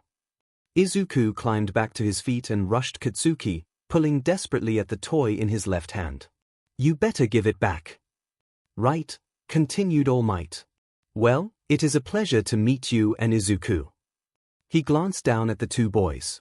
Izuku now had Katsuki in a chokehold and was frantically kicking his shins with his left leg while using his right for stability.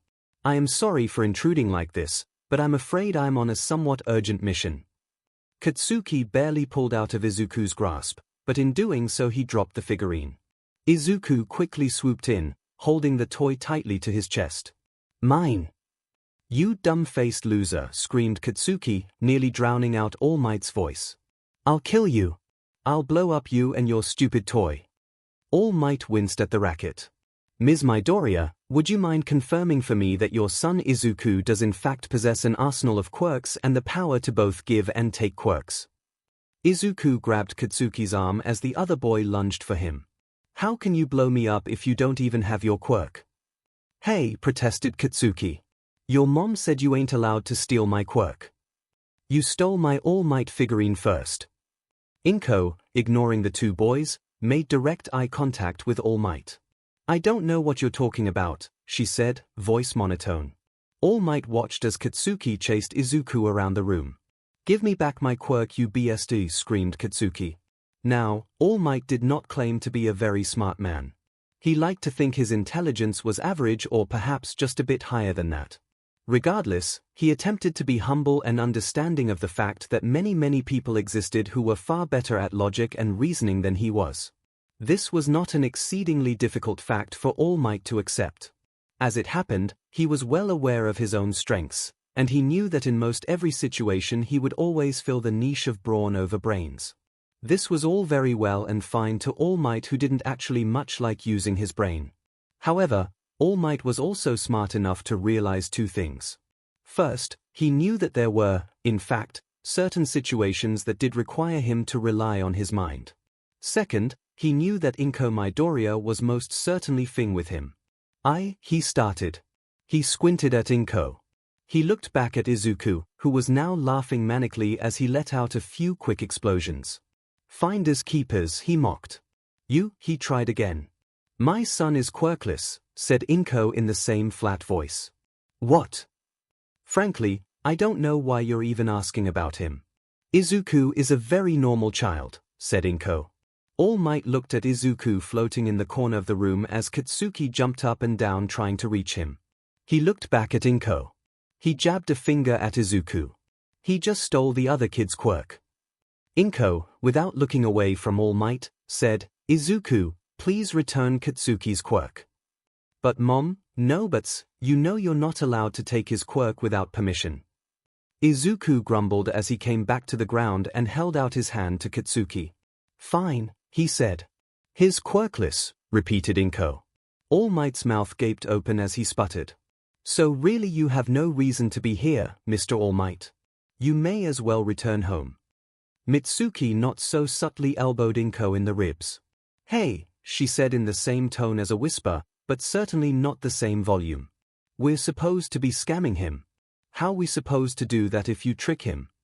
I don't want to scam him, replied 𝐭. I want him to go away. I'm right here, said All Might, indignantly. He was ignored.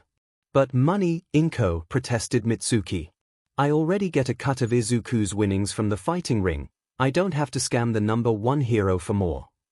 You let your child participate in a fighting ring? Asked All Might, appalled. 𝐭 turned to glare at him. Are you calling me a bad mother? All Might recoiled at the shy woman's immediate fury. No. They have adult supervision, added Masaru, helpfully. I am not a bad mother, said 𝐭, jabbing an accusing finger at All Might. I didn't say you were. You thought it. No. I know that look. You think I'm a bad mother because I let my child go to a fighting ring every Thursday, and I take a portion of his winnings to pay for my therapy, and I let him float, and keep a cat that he gave several quirks to and named Captain Cheeto. She folded her arms. Well, I have some news for you, mister. It is hard work being a single mother to a child who has several dozen quirks and the power to get many more. If you had to parent him, you'd realize very quickly that sometimes sacrifices have to be made, and sometimes that means letting him and his best friend rise through the ranks in the underground battle scene while your best friend's husband supervises. Hi, said Masaru, waving his hand. And sometimes you let him start a quirk exchange business, because that's the better option when faced with the possibility of him giving quirks to senile old men at the NSNG home, and sometimes letting him float around every once in a while is better when compared to the fact that if you didn't control him he'd be back out on the street stealing quirks from thugs and tying them up with a jump rope. I knew that was him, said All Might, standing up. Quiet, said 𝐭. All Might sat back down. I am a good mother. My child is all-powerful and possibly immortal. You're immortal? Asked Katsuki, who had stopped fighting Izuku after getting his quirk back. Izuku nodded. One of the quirks the hobo gave me makes me stop aging when I activate it. I haven't done that though cause Mom says they don't hire heroes that are this short. How tall do you have to be? Asked Katsuki, suddenly worried and all too aware of his 7-year-old stature. Mom says like 170. That's a lot, said Katsuki. He tilted his head. 170 what? I don't know. I am doing the best I can, interjected 𝐭𝐻𝐽 loudly. All Might held up his hands in protest. I'm sure you are. I'm sure you are. He reassured. I just want to help. And how exactly do you think that you can help me with that, she said, gesturing to Izuku on the last word. Izuku waved. Hi, All Might. This is where you ask him for money. Mitsuki whispered loudly. I can give you money, suggested All Might. Yes, said Mitsuki, pumping her fist. No amount of money will fix this. No, said Mitsuki, lowering her fist. Well, what do you need? Asked All Might. I need a break, said 𝐭𝐻𝐽. She glanced once more at her son before her voice darkened. And I need whatever psychopath who thought it was a good idea to give this quirk to a kindergartner to come to justice. All Might considered this. I think, he muttered. I think I may be able to arrange both. In the end, it was decided that All Might would train Izuku for the time being. As a hero who possessed a quirk that was powerful enough to rival Izuku's, he would be able to keep the child in check and beat true heroic traits into him. And 𝐭𝐻𝐽 would receive a break from trying to keep her invincible child from any of the many antics he'd pursued since receiving a quirk. Additionally, All Might promised her that he would make sure that the faceless hobo that gave Izuku his quirk would receive punishment befitting his actions. They exchanged contact information, and All Might promised to be in touch. At Mitsuki's insistence, he also promised to pay 𝐭𝐻𝐽 for the privilege of training her son, and soon All Might found himself outside of the apartment, bewildered and confused, with the sinking impression that he'd both lost the plot and had somehow been scammed, even with his full knowledge. All Might looked at Izuku. He then looked at Katsuki standing right next to him. He sighed. Midoriya, he said. Why did you bring your friend? Izuku tilted his head. You brought your friend too. He pointed at All for One. All Might winced. Well, All isn't exactly my friend, he's my boyfriend, corrected All for One. No, All Might tried to interject. You're too old to have a boyfriend, accused Katsuki. Nah, said All for One. I'm a perfectly respectable 39. What? Said All Might, unfortunately finding himself dragged into the conversation. That's not even close. Why would you even lie about that? And you're too ugly to be dating All Might, said Katsuki, discovering another flaw in All for One's fib. Take that back, said All for One. Enough, yelled All Might. Midoriya, your mother said she'd allow me to train you for a few hours each week. She didn't say anything about young Bakugo. I wasn't about to let Izuku train alone. He ain't allowed to cheat like that. Cheat? Yeah, said Katsuki, rolling his eyes. He wants to be the best hero ever, but I'm actually going to be the best hero ever, but if he gets trained by you by himself then his cheating cause he'll get better than me and that's not fair. He already cheated when the hobo gave him all those stupid quirks, so I won't let him do it again. All Might tried very hard to digest Katsuki's run-on sentence into a somewhat coherent thought before he replied. So I'm supposed to train both of you? Katsuki nodded. The hobo can help if he'd like, he added. Why is the hobo here? Questioned Izuku. Isn't he like super weak now that I have his quirks? All Might glared at All for One. That's a good question, he said. All for One waved him away. I'm a much better teacher than this oaf. And unlike him, I actually have some experience with the boy's quirk. In actuality, All Might was fairly certain that All for One had only tagged along in order to try and manipulate Izuku into returning his quirks. However, All Might had met the boy twice now, and he was equally certain that nothing short of a hurricane would convince Izuku to become quirkless again. The boy had become effectively drunk on power, and All Might had, for some reason, taken it upon himself to curb the boy's passion. As if he didn't have enough on his plate already. You can train Bakugo, he said. This decision was made partially to keep All for One away from Izuku, and partially because All Might had the distinct impression that Katsuki was at least slightly less suggestible than Izuku and would probably not be convinced to take up villainy on the side. After he spoke, however, he found himself quickly editing that assumption as he saw the unmistakably evil scowl that Katsuki gave him. At the very least, All Might reassured himself, 𝐬𝐻 probably wouldn't do quite as much damage if All for One did succeed in making him SWCH-sides. This was, just like the majority of All Might's assumptions at this point, entirely wrong. Wait, said 𝐬𝐻, looking intently at All for One. You're saying you're actually a good guy? All for One shrugged. That depends entirely on your definition of good guy. If that definition includes someone who always does good, insofar as it pertains to his own success and well-being, then yes, I am a good guy. 𝐬𝐻 squinted. 7 years old he may be, he was rather apt at moral conundrums all things considered. So it was that 𝐬𝐻 was pretty sure that All for One was not exactly the most moral of individuals. I don't think that's what good guy means. I'll admit that my personal philosophy tends to require a bit of open-mindedness beyond what most people are used to, but I assure you that I have done nothing wrong. All for One waited a beat. At least as far as my own moral code dictates. Nah, said 𝐬𝐻, deciding once and for all that this man could not be trusted. I'm pretty sure you're a bad guy. Now why would you think that? 𝐬𝐻 had to consider this for a moment. Well, first, All Might doesn't like you. He pointed across the beach at All Might, who was talking to Izuku and occasionally glaring over at All for One. And he's a good guy, so if he doesn't like you then you're probably a bad guy. All for One considered this intently.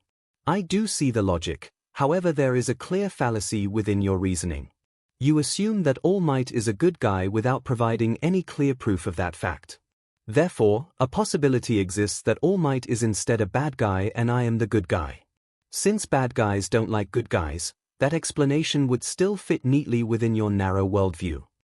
𝐬𝐻 wrinkled his eyebrows. My head hurts, he muttered. I'd expect so. It's not every day you learn that your personal hero is a bad guy. But All Might saves people. True enough. He also hurts animals. Doesn't that negate any positive karma accumulated from his heroic actions? 𝐬𝐻 recoiled. All Might hurts animals. All for One nodded solemnly. Darling child, today allow me to introduce you to the wonderful world of ethical veganism. 𝐂𝐻𝐻. 𝐂𝐻𝐻.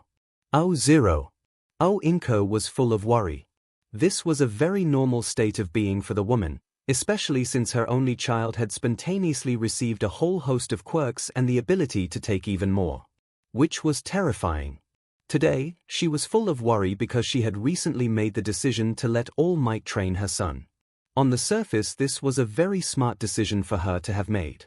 She got a break from Izuku and also received a small subsidy from the hero as well, both of which were very helpful to the anxious single mother. However, she couldn't help but wonder if there was a possibility that her highly impressionable son might find himself a new avenue of chaos via the number one hero.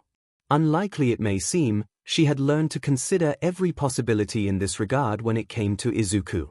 When her son returned home with 𝐬𝐻 in tow, both seemingly their normal terrifying selves, 𝐭 was relieved. Did you have fun with All Might? She asked gently. Izuku nodded energetically. Yeah. All Might is so cool and he was telling me all about being a hero and how there are laws that you got to follow cause if you don't then you're not actually being a hero, but you're actually a villain. Internally 𝐭 breathed out a sigh of relief. Sounds wonderful, she said, as much as to herself as to Izuku. Yeah, so now I'm going to listen to All Might so that I'll be a real hero who follows all the rules. 𝐭 had never in her life felt so reassured. So of course, it was that moment that her attention was drawn to 𝐬𝐻. So focused on Izuku she'd been, she hadn't even noticed how 𝐬𝐻 had ignored the conversation entirely and rather had made a beeline for the kitchen. She turned and followed after him, her head tilted quizzically at his erratic movements. 𝐬𝐻, she asked, her previous calm short-lived. What are you doing in the fridge? 𝐬𝐻 emerged, his left eye twitching as he raised a block of cheese above his head and flung it to the floor. This is villainous, he screeched, before returning to claw through the rest of the refrigerator. Izuku, asked 𝐭, concern once again re-entering the poor woman. What's going on with 𝐬𝐻? Oh yeah, said Izuku, as if it simply hadn't occurred to him to mention. He's a vegan now. Dealing with Katsuki's newfound longing for veganism was something his parents had never expected they'd have to deal with. That said, they had quickly discovered that parenting offered far more challenges than they'd ever anticipated. Like curbing Katsuki's early exploration with vigilantism. Or his best friend who had the most powerful quirk this world had ever seen. Or the constant sleep deprivation they had faced when he was an infant. Really, no one talks about just what a challenge operating on 2 hours of sleep is.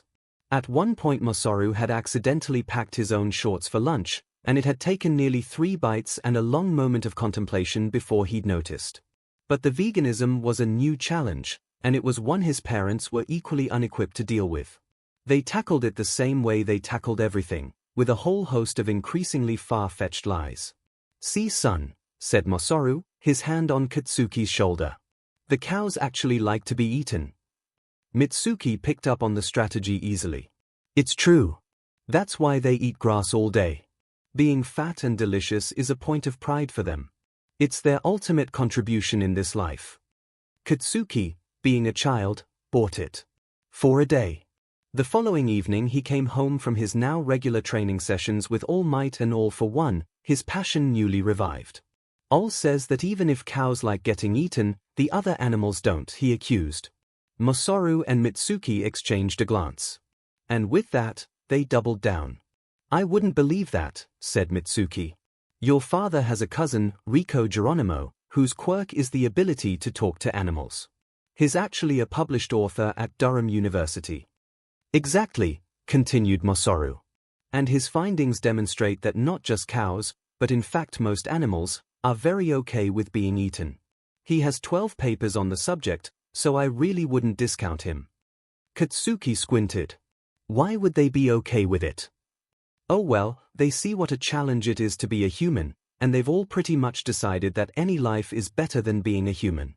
Climbing the corporate ladder day after day, having to give up your principles and morals to barely make a living wage, and when you're done with the bills you spend your last few cents on media or food that fills you for but a moment before invariably leaving you more empty than before.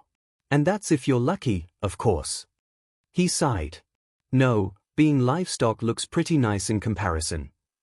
That night Katsuki ate his chicken without complaint, although he did whisper something to it that his parents couldn't quite make out. When all was said and done, 𝐒𝐿 and Mitsuki were pretty proud of themselves. Until the next day, when Katsuki came home and confronted them once again. 𝐿 says that he can talk to animals too, 'cause he has like all of the quirks in the world, and he said that your cousin is a liar. And then he talked to a seagull and it told him it did not want to be eaten. "Didn't 𝐿 give all of his quirks to Izuku?" asked 𝐒𝐿. "Besides, even if he did talk to a seagull, we don't eat seagulls. It's because they aren't okay with being eaten," 𝐒𝐻𝐽𝐵 checked. "And when seagulls said they didn't want to be eaten we stopped eating them," said Mitsuki. Katsuki ignored his father entirely for the far more interesting explanation of his mother. "People used to eat seagulls." "Oh yes, all the time. Fried seagull tacos were my favorite fair food growing up," said Mitsuki. Of course this new explanation only lasted a day more, but at that point 𝐒𝐿 and Mitsuki had found that they were actually quite enjoying this little daily deception, and they didn't mind all that much. 𝐿0. 𝐿0. 𝐿0. All for one didn't mind either. He enjoyed testing the limits of Katsuki's gullibility, and more importantly, he decided that Katsuki would make the perfect pawn for his newest game. He had just finished convincing Katsuki of his latest explanation for veganism when he saw his chance. All Might and Izuku were at the far side of the beach, both distracted by some piece of trash or something. All for one leaned closer to Katsuki. "Child, I have something very important to tell you," he said. Katsuki's eyes widened. "What?" he asked, matching All for One's hushed tone. "All Might is actually a double agent." "What?" repeated Katsuki, his voice much louder. All for One shushed him. "It's true. He's actually secretly a villain who's pretending to be a hero so that he can stop all the real heroes that are pretending to be villains." "Are you a hero that's pretending to be a villain?" All for One nodded. "That is correct." Katsuki shook his head sadly. "I used to like All Might." "A shame, truly," said All for One. "But now that you know the truth, here's what you need to do, 𝐒𝐿0. 𝐿0. Oh, zero. Oh, so All says that All Might is evil, clarified Izuku. Katsuki nodded. And he says the Hero Commission is too, and they hired him to take down undercover heroes. Katsuki nodded even more vigorously. And we need to help All take down the Hero Commission and change society's perception of heroes and demolish the current system as it exists today. Or else the villains are going to destroy All and his cat Jello, who is actually the real Hero Commission president, but was transformed into a cat during the evil double-agent villain takeover 27 years ago, added Katsuki. Kaken, said Izuku. Yeah. I think you're becoming a conspiracy theorist. It's true. No, it's not. He showed me Jello. She couldn't even talk because they stole her voice. Normal cats can't talk either. Captain Cheeto doesn't even talk a little bit. I trust All. Izuku recoiled slightly. You trust the faceless hobo who gave me my quirk? Katsuki hesitated. He wears a suit. Mom says that you shouldn't trust people in suits. Maybe we should ask your mom if she thinks All is right, said Katsuki. Izuku shook his head adamantly. No. She has a strict no conspiracy theories in the house rule. Let's ask your parents instead. But my parents lie sometimes. Izuku shrugged. Yeah, but they are bad at it. Katsuki considered this. Despite having fallen for several of his parents' lies in just the past few weeks, he was under the childlike assumption that he would know when his parents were lying to him. Okay, he said. Let's go talk to Mom. Oh, zero. Oh, zero. Oh, zero. Mitsuki swung around in her office chair. It still lilted slightly to the left, evidence of its suffering from when All Might had sat on it. So, she said, we have known each other many years, but this is the first time you've come to me for counsel or for help. I can't remember the last time you invited me to your room for a game of hide-and-seek, even though my husband is the spouse to your only mother. But let's be frank here. You never wanted my parenting. And you feared to be in my debt. Izuku leaned over to whisper to Katsuki. What is she doing? Katsuki rolled his eyes. She's quoting The Godfather. I understand. You found paradise in the schoolyard. You had a good trade, you made a good living.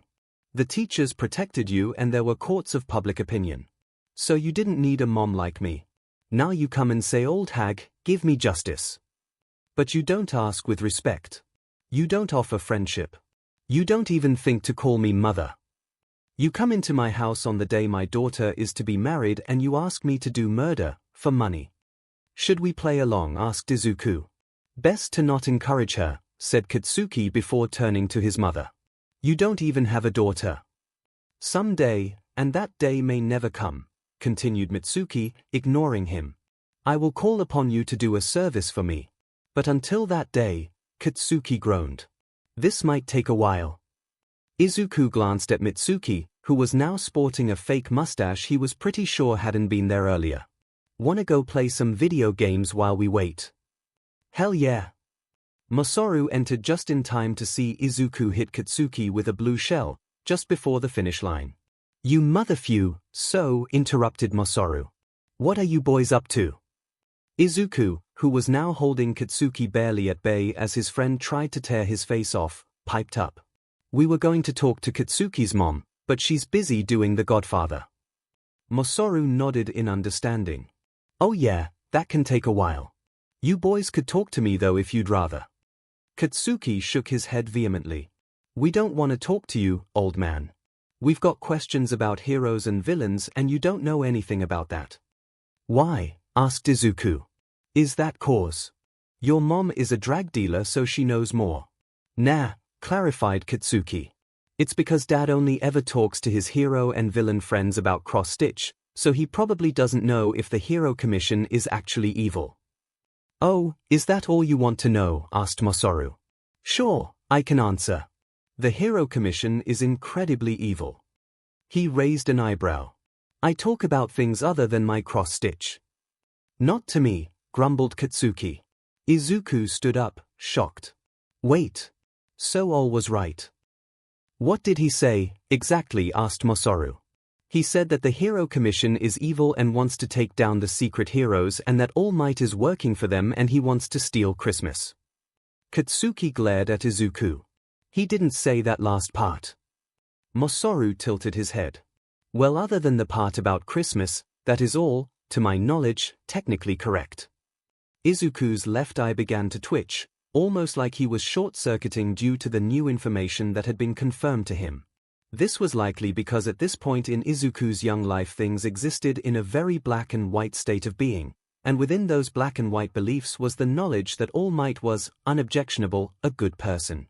Having Masaru casually shatter this core aspect of his self was likely not too good for his well-being, and, in fact, was actively giving Izuku a terrible case of indigestion. My tummy hurts, he muttered. Masaru patted him on the shoulder. A common symptom of learning your heroes are flawed individuals. It will go away when you become a teenager and develop angst and a disgust for childhood naivety and society as a whole. I can't wait that long. I think I'm going to bath. Although Izuku managed to barely complete his sentence, he did find himself racing to the bathroom, tripping just once over his own feet before slamming the door behind him. Masaru looked to his own son who was existing in his regular perpetual scowl. You're taking this quite well. Katsuki shrugged. It's probably because your mother and I are such good parents. We instilled a level of jadedness in you from a very young age. Katsuki glared. I think it's because you guys lie to me all the time. I'm used to it. Masaru avoided his eyes.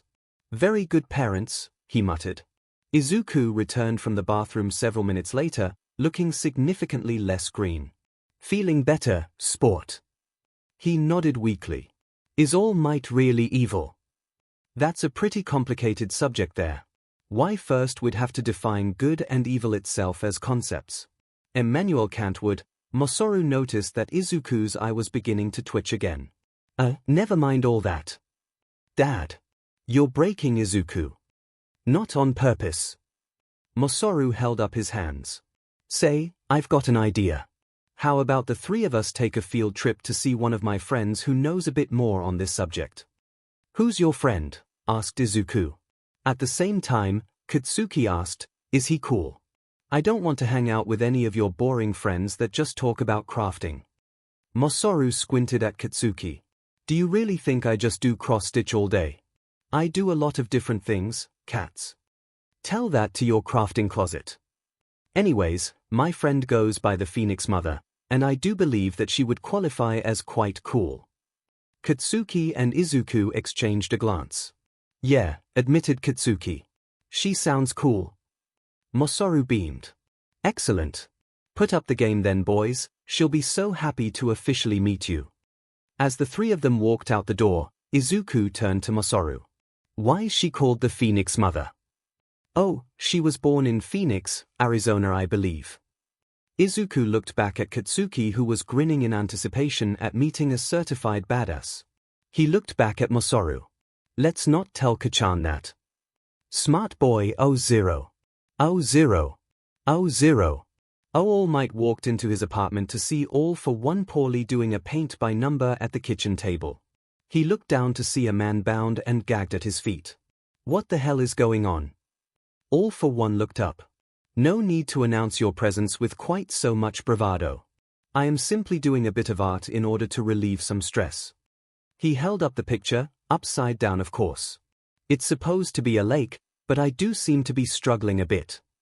It was at this point that All Might realized in his bewilderment at the stranger tied up on his kitchen floor, he hadn't even noticed his other roommate lying unconscious on the couch. What happened to Botan? That silly drama queen passed out when this lug here. All for One drove his foot into the side of the bound man. Held him at knife point. He turned his attention back to his painting, slathering a copious amount of orange paint all over it. Acted like he'd never been threatened before, he muttered. Who's that? All Might gestured to the stranger. How on earth should I know? Why is there a stranger tied up on my kitchen floor? Good God, I can hear the interrobang in your every sentence. Let's take it down a notch, shall we? Jello is attempting to get her beauty sleep, and that's very important as I've recently entered her into a pageant. If you don't explain yourself right now, All Might hesitated. Well, I don't know what I'll do, but you won't like it. You'd make a dreadful parent. no proper DSPLN, and you thoroughly lack any follow-through. All for one. All for one side. Yes, yes. I'll explain, even though you didn't even ask about Jello's pageant, which is very rude. He swiveled in his seat and motioned to the cat, who was indeed napping beside him. About 20 minutes ago, give or take, I was attending to Jello and preparing her a lovely tuna steak I'd purchased at the market this morning. Oh, I'm getting there, patience. All for one cleared his throat. When some random straggler, this fellow here, came in through the window. Why? All for one shrugged. Presumably because this is the apartment of the number one hero, his dashing boyfriend, and Botan, who isn't all that bad looking himself. I suppose you should ask the man yourself if you'd really like to know. All Might sighed, finally coming to terms with the fact that this was simply his life now. I'd love to do that, he said. But you seem to have him gagged. I didn't just GG him for fun, said All for One, appalled. Well, not entirely just for fun. He was saying the most nasty things while he threatened Botan. What did he say? Also, why was he threatening Botan exactly? He wanted to know if you were home, and when I didn't answer he put a knife to Botan's throat and began to insult Jello. All Might shook his head vigorously. He was well aware that whatever he was getting from All for One was no more than a half-truth at best, and a complete lie at worst. He settled on the idea that some of the story was probably at least partially true, and most of it was probably not. He walked over to the stranger and removed the GG. Your boyfriend's crazy, man, was the first thing to come out of his mouth, almost as if he'd been waiting for ages to say it. He had. Not my boyfriend, grumbled All Might. Look, what's going on? Dude, I'ma be so real with you. Some sketchy guy said he'd pay me to break into your place and plant a listening device, but he didn't say nothing about your boyfriend or the other roommate or the cat. I swear I didn't want to hurt anyone, I just wanted the cash. All Might sighed. I believe you. He pinched the bridge of his nose. On one hand, it was only reasonable that the man be turned in for his behavior, but on the other hand, All Might really didn't feel like doing the paperwork for it tonight. I'll tell you what, he said. I think whatever All did to you was punishment enough. I'll let you go. The man began to weep in pure relief. You can't do that, said All for One. Aren't you supposed to throw him in jail or something? You're right, said All Might as he started to untie the would-be saboteur. That's exactly what I'm supposed to do with villains. Oh wait, he said sarcastically. You're a villain, and you're still here. I prefer the term alternative law abider. Unless you actually want me to take you to jail, I'd suggest you let me make my own decisions about those who break into my apartment to bug my room and listen to my conversations. The newly freed man hopped up, gave a short bow, and rather than push his luck, left the apartment immediately. All Might stood back up with a groan. I'm going to bed, he announced. Don't sleep too late, warned All for One. We're babysitting the boys tomorrow. All Might sighed. Right. I do think I'm getting through to young Bakugo. He's been much more impressionable as of late, and I think he's about ready to join me in the battle against the unethical animal killers as a fully fledged vegan. All Might turned around and waved a hand. I'm too tired to unpack that, he said. Just as long as you're making him a vegan instead of a villain, whatever. Oh no, said All for One, turning back to his painting. I'd never do that.